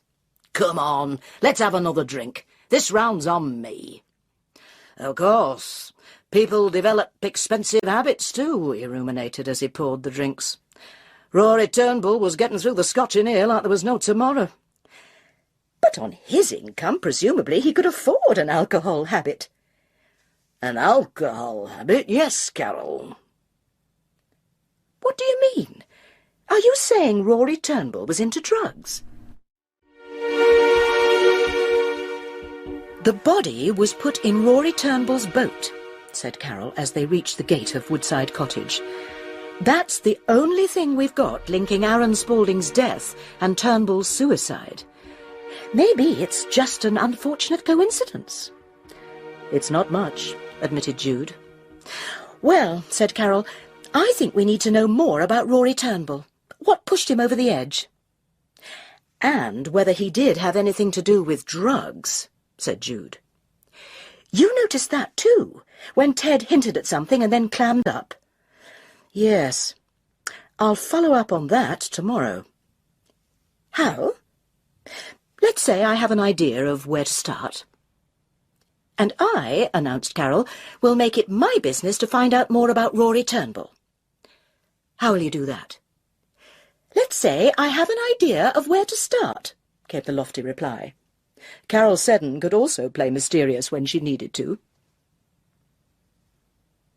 Spray Lodge was the nearest residential building to the river. Its most valued flats looked out over the yacht club and the sea wall, from the repair works on which Carole could hear the monotonous thud of the pile driver. When she buzzed through on the entry phone, Winnie Norton's carefully enunciated tones inquired, "Yes? Who is it?"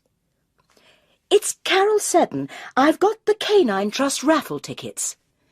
"Oh, splendid! Do come up!" And the entry phone box buzzed admission. When she opened the door of the flat, Winnie Norton was revealed in a cherry-coloured woolen suit with gold braiding and buttons. Her hair was fixed like stiff meringue on the top of her head. With her spare hand, she held the yapping Churchill to her chest. "Look who's come to see you," she cooed. "It's your friend Carole. Now, dear, you do have time for a coffee, don't you?" As Winnie Norton brought in the coffee tray, Carole reflected that her hostess wasn't acting like someone whose son-in-law had just committed suicide. Maybe she didn't yet know. "I heard a terrible rumour about Rory Turnbull in the supermarket this morning," she ventured. "I do hope it's not true." "It's true, all right, and absolutely typical of the man. Selfish to the end." "They've found the body?" "No, not yet. That man's never thought of anyone but himself. Not our class of person at all. I could see that from the day I first met him. What's more, everyone in Feathering will assume that there was something wrong with their marriage." "And wasn't there?" asked Carole. "The only thing Barbara did wrong was choosing an unsuitable man in the first place. She's behaved like a saint throughout, in spite of all the dreadful things Rory did." "What kind of things? Was he unfaithful to Barbara?" Good heavens, no. No, it was more mental cruelty, I suppose you'd call it. He collected pornography, you know. Did he? Poor Barbara found boxes of the stuff when she was looking through their loft. Rory was up to all kinds of other things as well. He came back in the small hours only a couple of months ago, and he'd had a tooth knocked out. And then there was the drinking. Had he always drunk? Asked Carole. Getting the information she was after was going to be remarkably easy. He'd always had it in him, said Winnie Norton, but it was only in the last few months it had got out of hand. And it wasn't just drink. The old lady leaned forward. I think he was spending all their money on drugs. Barbara had suspected, and I found some stuff in Rory's study. In his desk drawer there was a syringe and some metal foil and a little packet of white powder. I'm distressed to hear that, Winnie, Carole said blandly. Do give my condolences to Barbara, won't you? Condolences? She needs congratulations. 28 years of misery, and now, finally, she's shot of him. Yes, said Carole. Of course. Now, about these raffle tickets. Jude, meanwhile, had decided she'd have to call on her acting skills to further her own research. She rang through to J.T. Carpets, announced herself as Mrs. Grant Edwards, and, putting on a voice of excruciating gentility, said she would like to contact one of their carpet fitters, a young man named Dillon. You see, he was working in our house, and he appears to have left his wallet behind, so I just wanted to ring him and put his mind at rest. The girl gave Jude his home number. She was in luck. He was at home. Is that Dillon? Yeah? Who wants him? I was given your name. I want some gear. What kind of gear? Pot. Dillon laughed harshly. What makes you think I might be able to help you? Jude took the risk and backed her hunch. Rory Turnbull, she said. The silence lasted so long she feared she'd miscalculated. Then Dillon repeated, Rory Turnbull, eh? Our fine, upstanding dentist? Yes, he said he was a customer of yours. At one time? I don't carry the stuff he was after. He wanted hard drugs. Yeah, smack. I gave him the name of a contact in Brighton and didn't hear from him again. So I guess that's where he took his business.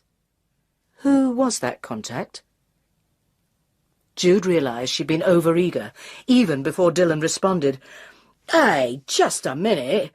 I thought you said it was weed. Or was it pot you were after? Yes, she agreed contritely. Can you help me? That afternoon, over a cup of tea at Carole's, the two women pooled what they'd gleaned. They'd found reasons why Rory Turnbull might have wanted to take his own life, but they'd found nothing that linked him with the body Carole had found on Feathering Beach. Jude screwed up her eyes. Is there something obvious we're missing? There was a long silence. Then Carole said, Teresa Spaulding. There's something I should have asked her and didn't. Why did she come here? How did she know I'd found the body? She wasn't there, so she must have talked to someone who saw me. But who? They drove straight up to Downside in the Renault. A bunch of kids were loitering in Drake Crescent outside Teresa Spaulding's front door. They watched in silence as Carole repeatedly rang the bell. Only when she banged on the door did one of the kids shout out, She's not here, they've taken her away. Who's taken her away? They all seemed keen to pitch in with information. An ambulance come. They took her where the crazy people go. She totally lost it. She's in the nut house, the loony bin. Carole and Jude exchanged rueful looks. They went back to the car and drove off to a burst of derisive laughter. The Saturday evening and the Sunday compounded their frustration. Both kept contemplating calling round next door to discuss their investigation further, but both knew there was nothing else to say. So Carole watched Saturday evening television, and on Sunday took Gulliver out for longer walks than usual. Next door, Jude unpacked some books and stacked them upright in old wine crates in her bedroom. She did her yoga. She too realised nothing could happen until Rory Turnbull's suicide was confirmed to have taken place. At the Brighton dental surgery on Monday morning, Jude was directed to a different waiting room for her appointment with the hygienist. The plate on the door read Holly Draper. The door opened, and the previous patient was ushered out by a short, unnatural blonde with large, honey-coloured eyes, wearing a white overall and latex gloves. She turned to Jude and smiled. "Well, hello. You must be—" Everyone calls me Jude. "I'm Holly. Jude, as in Judith, is that right? If you'd like just to come through to my little room, lovely. Make yourself comfortable in the chair, would you? I'll just glance at your notes. Oh, Mr. Frobisher says we've a bit of inflammation round our gums. Oh dear, aren't we a naughty girl? Right, well, I'd better have a look, hadn't I?" Turning to pick up her instruments, she left a fractional pause into which Jude managed to insert, "Dreadful news about Rory Turnbull, wasn't it?" "Oh, yes, everyone here is gobsmacked. Now, if you just open for me and pop this in. Do you floss at all? I'm just going to go round and pick up a bit of the muck between your teeth. No, I mean, Rory wasn't a particularly happy man, but I'd never have thought he was the kind to do away with himself. Mind you, after what came out last week, it was perhaps a little less surprising. When the regional dental officer came to inspect, it was clear something was seriously wrong, and could you shift your chin down a bit, please? I mean, getting on for £10,000 of dental work he claimed for, but never carried out. Right, now we'll just give them a nice clean-up, shall we?" She turned to an articulated drill-like machine and fitted a small circular brush into its socket. This she dipped into a tub of paste. These actions did not for a moment interrupt her monologue. "Not that Rory was a bad man. He did some charity work, I believe, and he could be generous. There was this girl he quite often used to give a lift back to Feathering after work." "Who was that?" Jude squeezed in the question. "I don't know. Girl of about 20, I suppose. Short hair, sort of hennaed. I think she worked evenings in Feathering, which is why he sometimes gave her a lift." "Well, she'll have to find someone else to do it for her now, won't she?" "There, all nice and clean. Lovely. Look in the mirror. Doesn't that look better? But now I'm going to be a real bully and give you a big lecture about flossing. Are you feeling strong enough?" Carole's frustration mounted through the Monday morning. Still, there was one approach which might lead to further information. She looked up a number in the local directory and rang it. "Winnie, it's Carole Seddon. I just rang to say thank you so much for the coffee on Saturday morning." "Oh, it was a pleasure to see you." In the background, something yapped. "And I just wondered, is there any sign of an end to poor Barbara's ordeal?" "Barbara's ordeal gets worse by the minute. She's just discovered that so-called husband of hers had remortgaged the house without telling her. There's nothing in any of their savings accounts. And then to commit suicide so that she doesn't even get any of the insurance. Oh, how awful, Winnie. But when you talk about suicide, I mean, that is definite now, is it? They found his body?" "Not yet, but it's only a matter of time. Thank goodness my poor baby's got my money to fall back on." "Well, look," said Carole, "I hope you get some good news soon." The only good news I can get is the confirmation that the man is dead, said Winnie Norton. Jude and Carole were walking along the beach on the Monday afternoon. The tide was low, and the soft sand sucking at their feet made progress slow. Gulliver scampered around them. The only thing I know, said Jude wryly, is that Rory Turnbull isn't dead. How do you know that? Said Carole. All the evidence points the other way. There's too much evidence. I detect a bit of overkill in the planning here. Planning? Whose planning? Rory Turnbull's, I imagine. Though what he was planning and why, I've no idea. She looked across towards the yacht club.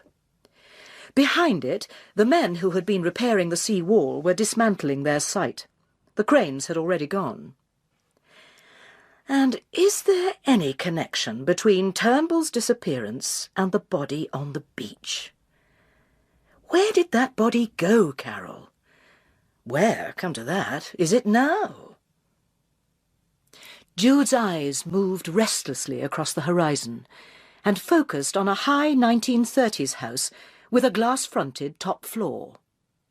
As she looked, a flash of sunlight caught on something behind the glass. That tall house, Carole. Who lives up there? Some old bloke. I don't know his name.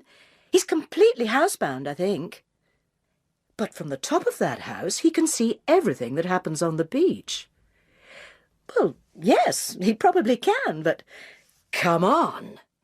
And Jude had started running up the beach. Gulliver, recognising another game, pursued her, barking enthusiastically. Boldly, Jude pressed the entry phone button. There was no response. She was about to press again when an electronic voice from the little speaker said, "Hello." "Good afternoon. Are you the gentleman in the top flat?" "Yes." "Our names are Carole and Jude. Might we come up and talk to you?" "About what?" "About things you may have seen on the beach over the past week." There was a pause. Then the door buzzed its release, and they went in, leaving Gulliver tied to a garden seat outside. They emerged from the lift onto a small landing. Framed in the doorway opposite was a small man in a wheelchair. He was partially paralysed, his head propped back at a strange angle. His left hand was strapped against the arm of his chair, while his right hovered over a control panel of buttons and levers. He wore a crested blazer and a cravat high round his neck. On his head was an incongruous corduroy cap. "Good afternoon. Carole and Jude, was it?" They realised he was talking through some kind of voice box. The cravat must have been there to hide a tracheotomy scar. "Come in," he said, flicking a control and going into sharp reverse. "My name's Gordon Lithgow, by the way." A window took up the entire front wall. There was a platform with a ramp, and on the platform stood a telescope on a tripod. 2 powerful pairs of binoculars lay on a nearby table. "I believe you are here for a purpose," said Gordon Lithgow. "I saw you deciding to come up." "You saw us?" said Carole. "On the beach. Pity I can't lip read. But your body language told me you decided to come up here." "Do you spend most of the day watching the beach?" asked Jude. "No, I'm basically looking for shipping. Make a log of their comings and goings." "And what about the people on the beach?" Jude maintained her direct approach. "Do you make a log of their comings and goings too?" He spun the wheelchair round and faced them. He was smiling. "I assume what you're interested in is the dead body which you, Carole, is it, found on the beach on Tuesday morning?" Carole felt uncomfortable to know she'd been observed so closely. "What we want to know is what happened to the body after I found it around 7. He spun round and selected a ledger from a pile on a shelf. He flicked through the book with his good hand. 7:02. Then you went back home with your dog. At 7:06, a boy climbed over the railings of the yacht club and raised the cover of one of the boats. He then ran out and along the sea wall, looking down into the Feather. Then he ran down onto the beach and found the body at 7:21. He ran off, then came back with another boy. They manhandled the body up the beach, over the railings into the yacht club, and put it back in the boat, the same boat the first boy had looked in. Then they ran off. At 10:12, the police arrived, looked along the beach, not very hard, and left. "But what happened to the body after that?" asked Jude. "That's all I can offer you. Great telescope, but it doesn't have night sights." "So," Carole sighed despondently, "it looks as though the body was removed on the Tuesday night under cover of darkness. Where would you put a body, Mr. Lithgow? Into another boat?" There was a scrape of electronic laughter. "Come and have a look." The telescope was trained on the top of the sea wall, where the repairs had been taking place. Revealed were the 2 blue-painted low chests used by the local fishermen to store their bait and equipment. "Bit big," said Gordon Lithgow, "but otherwise the right shape for a coffin, isn't it?" "Jude, have a look." "And of course," said Carole thoughtfully, "if whoever it was put the body in there just as a temporary measure and didn't know what was about to happen, their plans would have been really screwed up by the builders coming in." "Yes." Jude rose from the telescope. "They would, wouldn't they?" "We'd better go, Mr. Lithgow," said Carole, "but I really can't thank you enough." "Any visitor is a welcome diversion. There are some people who come to see me occasionally, but—" "Teresa Spaulding," said Jude suddenly. "Teresa Spaulding used to come and see you, didn't she?" "She did, yes." "And you mentioned the body on the beach to her, and described Carole, which explains why she came to your house, Carole, but there's something we're forgetting. The person you saw on the beach before you found the body."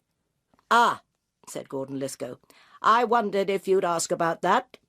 That'd be the one who saw the body at 6:57, wearing a shiny green anorak." "Yes. Who was he?" "Wasn't he. It was a she. Young girl. It was hardly light, but she was running from the direction of the yacht club. Seemed in a panic until she found the body." "What did she look like?" asked Jude. "Couldn't see the colour of her hair. She had her anorak hood done up tight. Large young woman, though. And I could see one thing. She had a silver stud in her nose." They set out back towards the high street. "We've got to talk to Tanya," said Jude. "She's not the only young woman in the world with a silver nose stud." "No, but she's the only one who has a connection with Feathering Yacht Club. If only we could also find a connection between her and Rory Turnbull."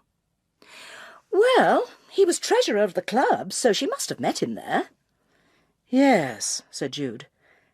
"Have we got anything else, though?" "What about the girl your dental hygienist mentioned?" "Of course! If she lived in Brighton and was doing an evening shift at the club bar, the timing would be right for Rory to give her the occasional lift to work when he'd finished at the surgery." "Then we definitely need to talk to Tanya," said Carole. "Before we go into the exhumation business?" "Yes, and for that I think we need help." The Vice-Commodore was in, though on his home territory he seemed less assured than in the surroundings of the yacht club. The house's interior was distinctly shabby. In the air, as well as stale Gauloise smoke, hovered the sickly smell of rotting fruit. The squalor of the room brought home to Jude the emptiness of the old man's life. "I'm sorry, it's a bit of a tip," he barked with an attempt at bluffness. Moving aside an ashtray and a couple of smeared beer mugs from a dresser, he rifled through a pile of dusty newspapers and unopened letters. He had shown no surprise at being asked for Tanya's number, and no curiosity as to why it might be wanted. "Oh, damn, doesn't seem to be here. But I've got the number down at the club. Due to open up there soon anyway, if you wouldn't mind coming along with me." There was a little knot of elderly cronies already waiting for Dennis Woodville to unlock the clubhouse. Inside the barroom, with the lights switched on, he whispered to Jude, "Have to get their drinks sorted out first, or I'll never hear the end of it. Can I get you a little something?" Jude refused, anxious to get away. Eventually everyone was supplied with a drink, but as the Vice-Commodore turned to a neat address book by the telephone, he noticed the message light flashing on the answering machine. "Better check this. Might be the Coast Guard," he said importantly. The message wasn't from the Coast Guard. It was the voice of a bored young woman. "Vice-Commodore, it's Tanya, calling on Monday afternoon. First, thanks for the lunch last week. And the other thing is, could you let me know whether those repairs on the sea wall have been finished yet? I was thinking of coming for a walk to Feathering, and I didn't want to if the building's still going on, you know. Could you call me on—" Jude scribbled the number down on the back of an envelope. "And could I have her address, please?" "Very odd," said the Vice-Commodore as he pushed the address book across. "What on earth does the girl want to know about the sea wall for?" "Have you talked to Ted Crisp?" It was the first thing Jude asked when she arrived, and Carole was proud to be able to say, "Yes, he's game for a spot of body hunting, around 7. "Good." Jude pulled out her mobile phone and keyed in a number. "Ah, hello, is that Tanya? My name's Jude. We met at the Crown and Anchor at Feathering on Friday. I wanted to talk about a body that got washed up on the beach last week." With a rueful expression, Jude turned to Carole. "Maybe the direct approach isn't always the best one. She hung up on me. I think we'd better go and see her." "In Brighton? How will you get there? I'd offer to drive you over, but if I'm meeting Ted at 7, Don't worry, I'll get a cab." And shortly after, Jude set off for Brighton. Carole felt tense, but the anticipation was not unpleasurable. At least something was happening in her life. When the phone rang at 6:25, she felt a little pang of potential disappointment. It would be Ted Crisp calling off their 7 o'clock tryst. It wasn't. "Carole, it's me, Jude. I just got to Brighton and paid off the cab when my mobile rang. It was Maggie Kent. Nick's gone missing."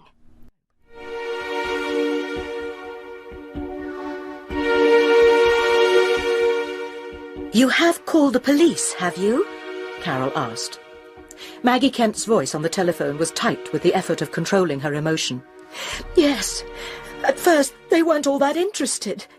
Then I told them Nick had been with Aaron Spaulding the night before Aaron died, and they began to take me a bit more seriously. I rang your friend Jude because I thought Nick might have confided something to her last week." "And had he?" "Oh, a few bits and pieces. But he was in such a dreadful state all weekend. I'm scared he'll do what Aaron did." Carole had her own ideas of where she'd start looking for the boy, and, with a bit of luck, she'd have Ted Crisp there to help her. She took a large rubber-covered torch out of the cupboard under the stairs and put on her Burberry. Tanya lived in a tiny bedsit, which, because it boasted its own bathroom, the landlord had the nerve to call a studio flat. She closed the door behind her guest and demanded, "What's all this, then?" She looked massive, stolid, and resentful. "As I said on the phone," began Jude. "I'm talking about a body that was washed up last Tuesday morning. The body of a middle-aged man. We know you saw it." The girl sniffed. "All right. About this body. Yeah. I was going for a walk on the beach and I saw it. And I didn't tell no one, 'cause if you've ever been in care, you know that anything where the police is involved is just going to cause you a lot of grief and hassle." "And did you see anyone else on the beach that morning?" "No. Oh, yeah. There was some old girl taking her dog for a walk." "I see," said Jude. "Going back to the body, had you seen the man before, either dead or alive?" "Bloody hell, no. As far as I'm concerned, he's just some poor bugger who fell off a boat or something. Why? Do you know who he was?" Carole looked at her watch and saw to her irritation that it was already 7:10. There was no sign of Ted Crisp at the entrance to the yacht club where they'd agreed to meet. She sensed she had to act urgently. She lifted the latch on the gate into the forecourt. The sea was a long way down the beach, its rustling muted. Carole trembled a little as she approached the boat. Then she heard the noise, a low keening, like that of some small injured animal, and it came from inside Brigadoon 2. Carole held her torch at the ready.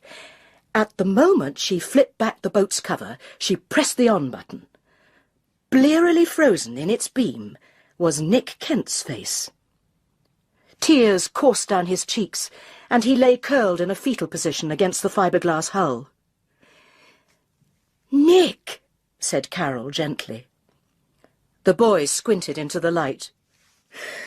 "Who are you?" he sobbed. "My name's Carole. I'm a friend of Jude. Your mother's been terribly worried. She really wants to see you, Nick." "No, I can't see her, not after what I've done." "All I know is you need to go home," said Carole. She stretched out her hand over the transom of the boat. Slowly the boy rose and put his icy hand in hers. As he stepped onto the back of the boat, she braced herself to take the strain. Suddenly he shook his hand free and landed facing away from her. He hit the ground running and weaved his way through the rows of boats towards the Feather. "Help!" shouted Carole up towards the club room. She dropped her torch and ran as fast as she could, but Nick Kent was faster. By the time she reached the railings, he was already standing on the sea wall. She heard behind her a clatter of feet and men shouting as she called out, "It's all right, Nick! Everything's all right!" But the hue and cry she feared had started. One of the yacht club members had found a powerful spotlight, which he focused on the trembling boy. That was the final straw. The boy recoiled, then turned away, and, trailing a thin scream, disappeared over the sea wall into the Feather. Carole reached the sea wall ahead of the others. The Feather was at low tide, and Nick had landed in the mud, the impetus of his jump planting him up to his thighs in the ooze. The level of the water was rising fast. There was a gleaming new ladder against the sea wall. Though encumbered by her raincoat, Carole took a foothold on the top rung and swung herself down. The ladder stopped about a yard above the mud. She undid the belt of her Burberry, slid it out of the loops, and tried to flip it across the void. The buckle landed right by Nick's hand, but he didn't even try to take hold of it. The metal ladder boomed and shook as someone came down to join her. "We can get this rope to him," said an elderly male voice. She squinted upwards. "You'll have to lasso it round him. He's not cooperating." "Damn it," said the voice. I'll get some duckboards." The tide was now sending ever stronger waves against the outflow of the Feather, and, with each hissing onrush, the water level crept closer to the stranded boy. Carole slipped out of her precious Burberry and flipped it out towards him. "Nick," she called, "grab hold of my coat." Oh, for God's sake, Nick! Is this really how you want to die? I don't care how it happens, so long as I die, came the petulant reply. But, Nick, what would your father think? Don't talk about my father, he shrieked. He'll never come back. He's gone for good. At that moment, a rogue wave broke noisily behind him, and he suddenly grabbed hold of the hem of her Burberry. The shock of his weight almost wrenched Carole's arm from its socket. "OK, we're coming with the duckboards," a self-important voice announced from the top of the sea wall. "Easy does it. Oh, bugger." For Christ's sake, bawled Carole, throw down our lifebelt, you stupid old fools! Then she was aware of the sound of a boat's motor put-putting closer. Craning round, she saw a small wooden launch approaching, with 2 men in it. The boy's head was now only intermittently visible between the waves. Then, near the boat, there was a splash and a man swimming. Just as the swimmer approached the spot where Nick had been, Carole felt a jolt, and the counter-tension in the Burberry had gone. Then the swimmer shouted, "All right, he's breathing through the snorkel. Chuck the rope down." There was the sound of a winch, and the swimmer eased Nick's body out of its clammy prison. They manhandled the inert mass over the stern of the boat, and then the swimmer pulled himself aboard. There was a cheer from the top of the sea wall. Carole realised she had no strength left in her arms. Then she felt a ringing through the tubes of the ladder as a heavy body descended. When she felt his strong arms safely cradling her, she said tartly, "You were supposed to meet me at 7, Ted Crisp." "Oh, really? I thought you said 8. Then someone's torch beam lit up the little launch. The bedraggled figure of Nick Kent looked very unsteady, but at least he was upright. He gave Carole a wave and a sheepish little grin.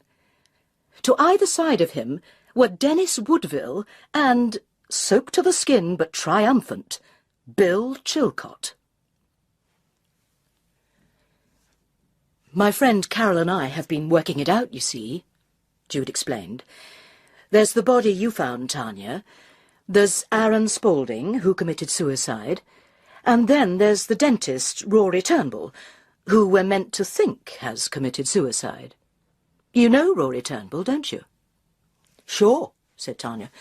"He was treasurer down at the yacht club." "And he sometimes gave you a lift from Brighton to Feathering for your evening shifts." "How do you know that?"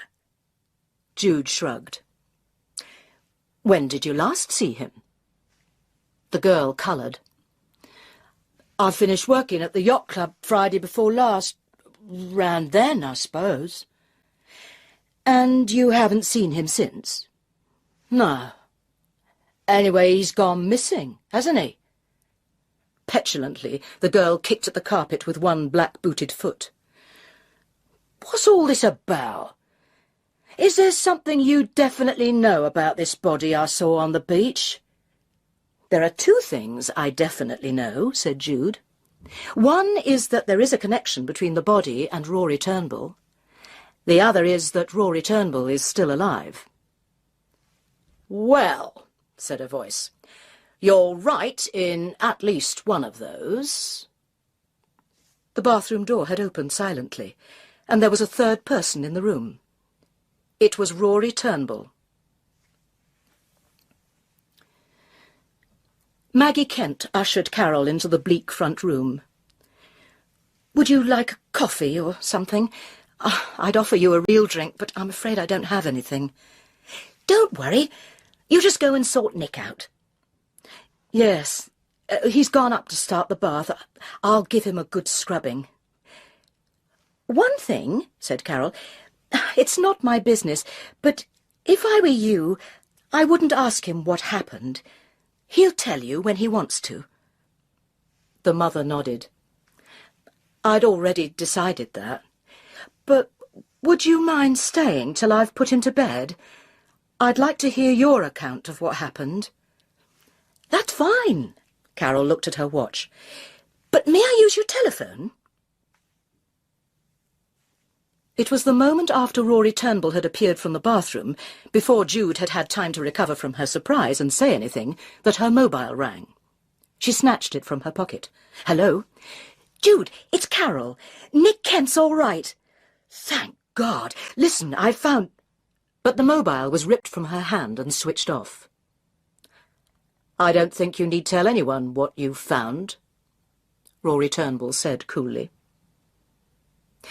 Carole, who'd never had a mobile phone, assumed they were unreliable machines and prone to constant breakdowns, so she wasn't surprised to have been cut off. Jude had definitely heard her say that Nick was all right. That was the important news. Anything else could keep. 3/4 of an hour elapsed before Maggie Kent came back downstairs. "He's tucked up in bed and I've given him one of my sleeping pills. But he did want to have a word with you, just to say thank you." Carole found Nick propped up on pillows under a duvet with a Manchester United cover. He looked exhausted, but calm.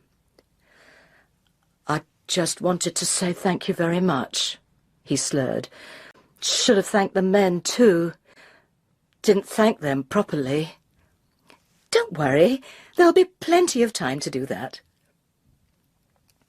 There was a shelf of treasures by the boy's bedhead, and on it Carole saw something which unleashed a landslide of explanations. Among Subbuteo footballers and swimming certificates stood a framed photograph. It showed a smiling, grey-haired man in his late 40s. Undoubtedly the missing Sam Kent. And also undoubtedly, in spite of the fact that in the photograph he had no tooth missing, the man whose body Carole Seddon had found on Feathering Beach. "Well," said Jude, "thank you for interrupting my phone call." Rory Turnbull put the turned-off mobile on a table. Then he moved to stand almost protectively behind Tanya's chair. "So, you two are an item?" "Yeah," said the girl. "And what's wrong with that?" "Nothing," said Jude. "There's nothing wrong with love." "Then why are you here?" asked Rory. "What's your name? Jude. How much have you pieced together?" "Well," said Jude, "if on the one hand you have a middle-aged man who, with maximum publicity, has declared he is about to commit suicide, and on the other, the body of a second middle-aged man of similar build, I might suspect some substitution of bodies was being contemplated. Body wearing Rory Turnbull's clothes found in Rory Turnbull's burnt-out car. Body must belong to Rory Turnbull. God knows he had enough reasons, like the ruinous heroin habit that meant he had to remortgage his house and put his hand in the till at the yacht club. Open and shut case." Rory Turnbull nodded slowly. "You have done well, haven't you?" "And what about the dead man?" said Jude. "The one who would so obligingly pretend to be Rory?" "He was a waster," said Tanya. "Always hanging round on the beach, out of his head on heroin. Monday before last he took an overdose, and Rory just happened to be the one who found the body." "Tanya," said Rory firmly, "I think we could do with something to drink. Here, nip down to the off-licence and get a litre of grouse."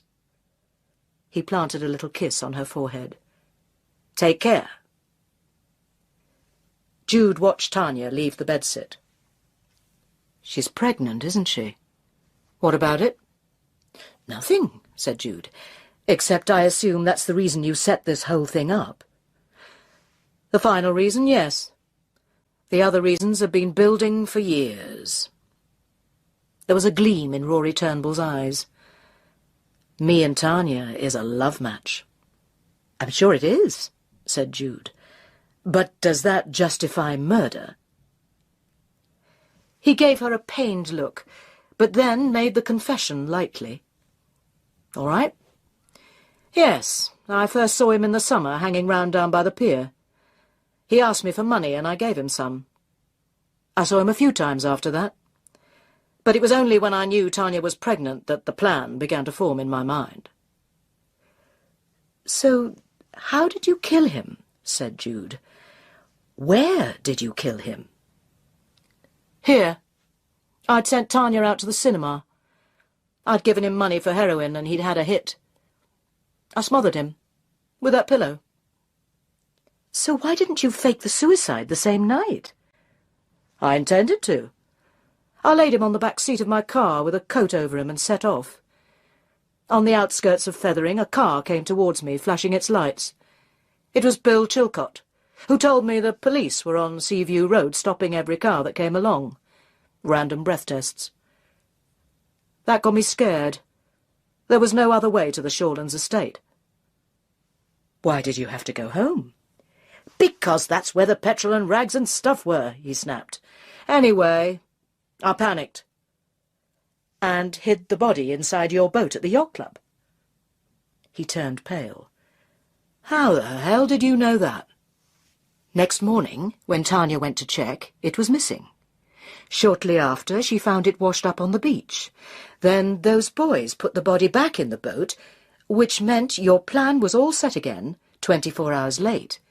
Why didn't you do it on Tuesday night? "Because I just lifted the body out of the boat when I heard a noise. There was someone snooping around a buoy. Anyway, he screamed and that rattled me." Poor Aaron Spaulding, thought Jude. He'd come back to the scene of his crime and seen the dead body apparently moving. It had been enough to unhinge him. "So," she said, "because other people now knew the body had been stowed inside Brigadoon 2, you had to move it. To one of those blue fisherman's boxes near the yacht club, perhaps? But next morning the area was cordoned off for repairs to the sea wall, so it really wasn't that great a plan, was it?" "It was a brilliant plan," he spat, "and I'm still going ahead with it. Only this time, Jude, you're going to be part of the plan." When Carole got home from Maggie Kent's house, she poured herself a large scotch from the bottle she kept for guests. Now she knew the identity of the body, she could understand the reason for Nick's collapse.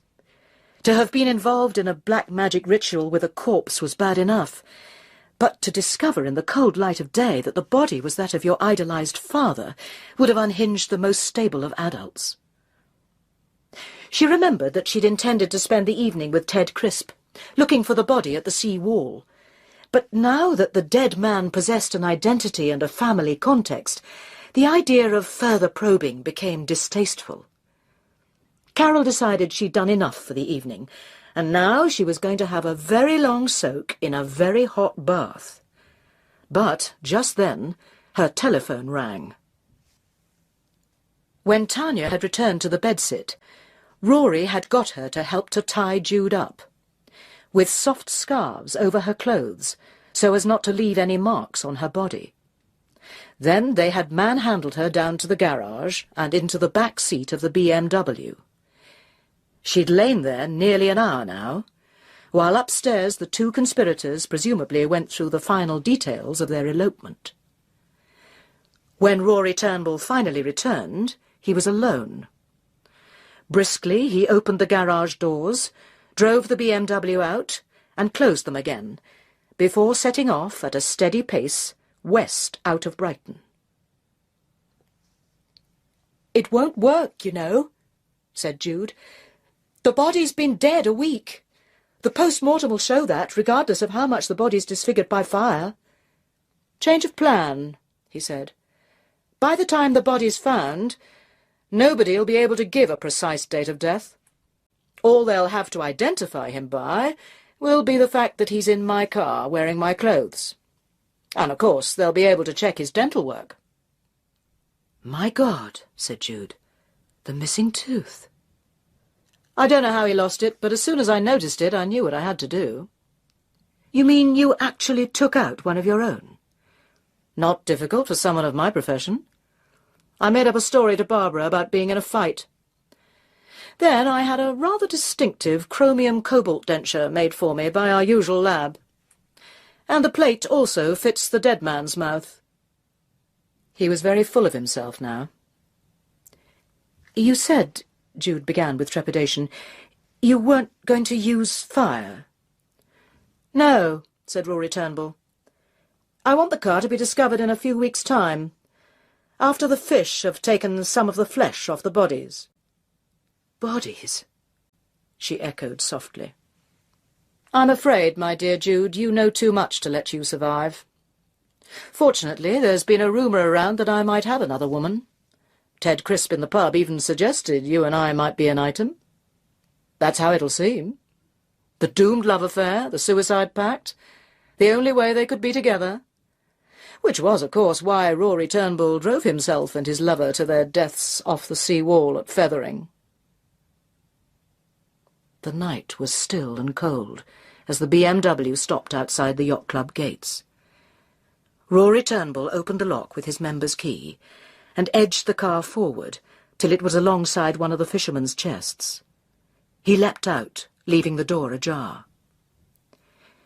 Jude watched him as he opened and removed the padlock, reached into the chest, and heaved out the body of the late Sam Kent. For a moment he held the putrid flesh against his own body, almost as if it were a lover.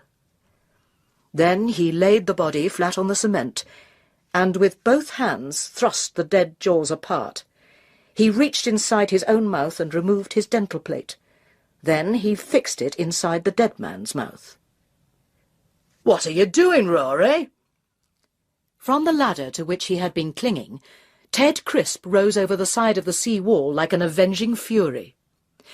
At the same time, Carole appeared from the shadows of the yacht club. As she went to free Jude from the BMW, Rory Turnbull launched himself ferociously at the landlord, elbows working like pistons. A wild punch caught Ted Crisp on the tip of the chin and sent him flying. Then the dentist rushed to pick up his precious body. Carole and Jude watched in amazement as he jammed the corpse into the front seat, slammed the door shut, and hurried round to the other side. "You're mad, Rory," shouted Jude. "You'll never get away with it." "Yes, I will," he shrieked back. "I've got it all planned out." The BMW shot off fast down the quayside road. Far too fast. Rory Turnbull misjudged the corner and bounced off a concrete bollard. The BMW spun crazily before smashing into the Second World War mine that was used as a charity collecting box. With the impact, the car burst into flames. "The ironical thing is," said Ted Crisp, "that because Rory died in a car crash, rather than an apparent suicide, Barbara will actually benefit from his insurance policies." "And presumably inherit the money he'd salted away," said Jude. "Except," Carole pointed out, "all that money is in accounts he'd opened using Sam Kent's name." "Does that mean the Kents will benefit?" said Jude eagerly. "Afraid not. The accounts would have been set up illegally. I'm sure it'll all go back to Barbara in the end." Ted Crisp shook his shaggy head. "Whole thing'll take some sorting out. Have you seen Maggie again, Jude?" "I dropped in this afternoon. Well, it's going to be tough, but she'll come through it." "And Nick?" Oh, he's being brilliant. He's a good, bright boy. Whatever else all this has done, it's certainly brought those two closer together."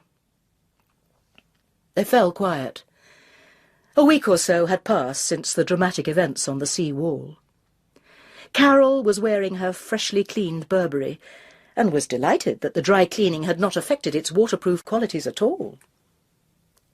The three of them had been alone in the bar since Bill Chilcott had finished his customary half and gone home to the little woman. "What we all need is another drink," said Ted. "Landlord's treat again." "Large white wine for me, please," said Jude. Carole looked at her watch. "No thanks, Ted. Better get back. I'm expecting a phone call." "If you're not there, they'll call back some other time, won't they?" Jude grinned one of her big, easy grins. Carole was torn. There was no phone call she was expecting. All that lay ahead was an evening of watching television with Gulliver. Come on, Carole. Like I said, landlord's treat. Large white wine, isn't it? Oh, very well, Ted. She sank back into her seat. Thank you very much. Of course, Carole Seddon would never be a natural pub person, but it didn't do any harm to behave against character, just once in a while.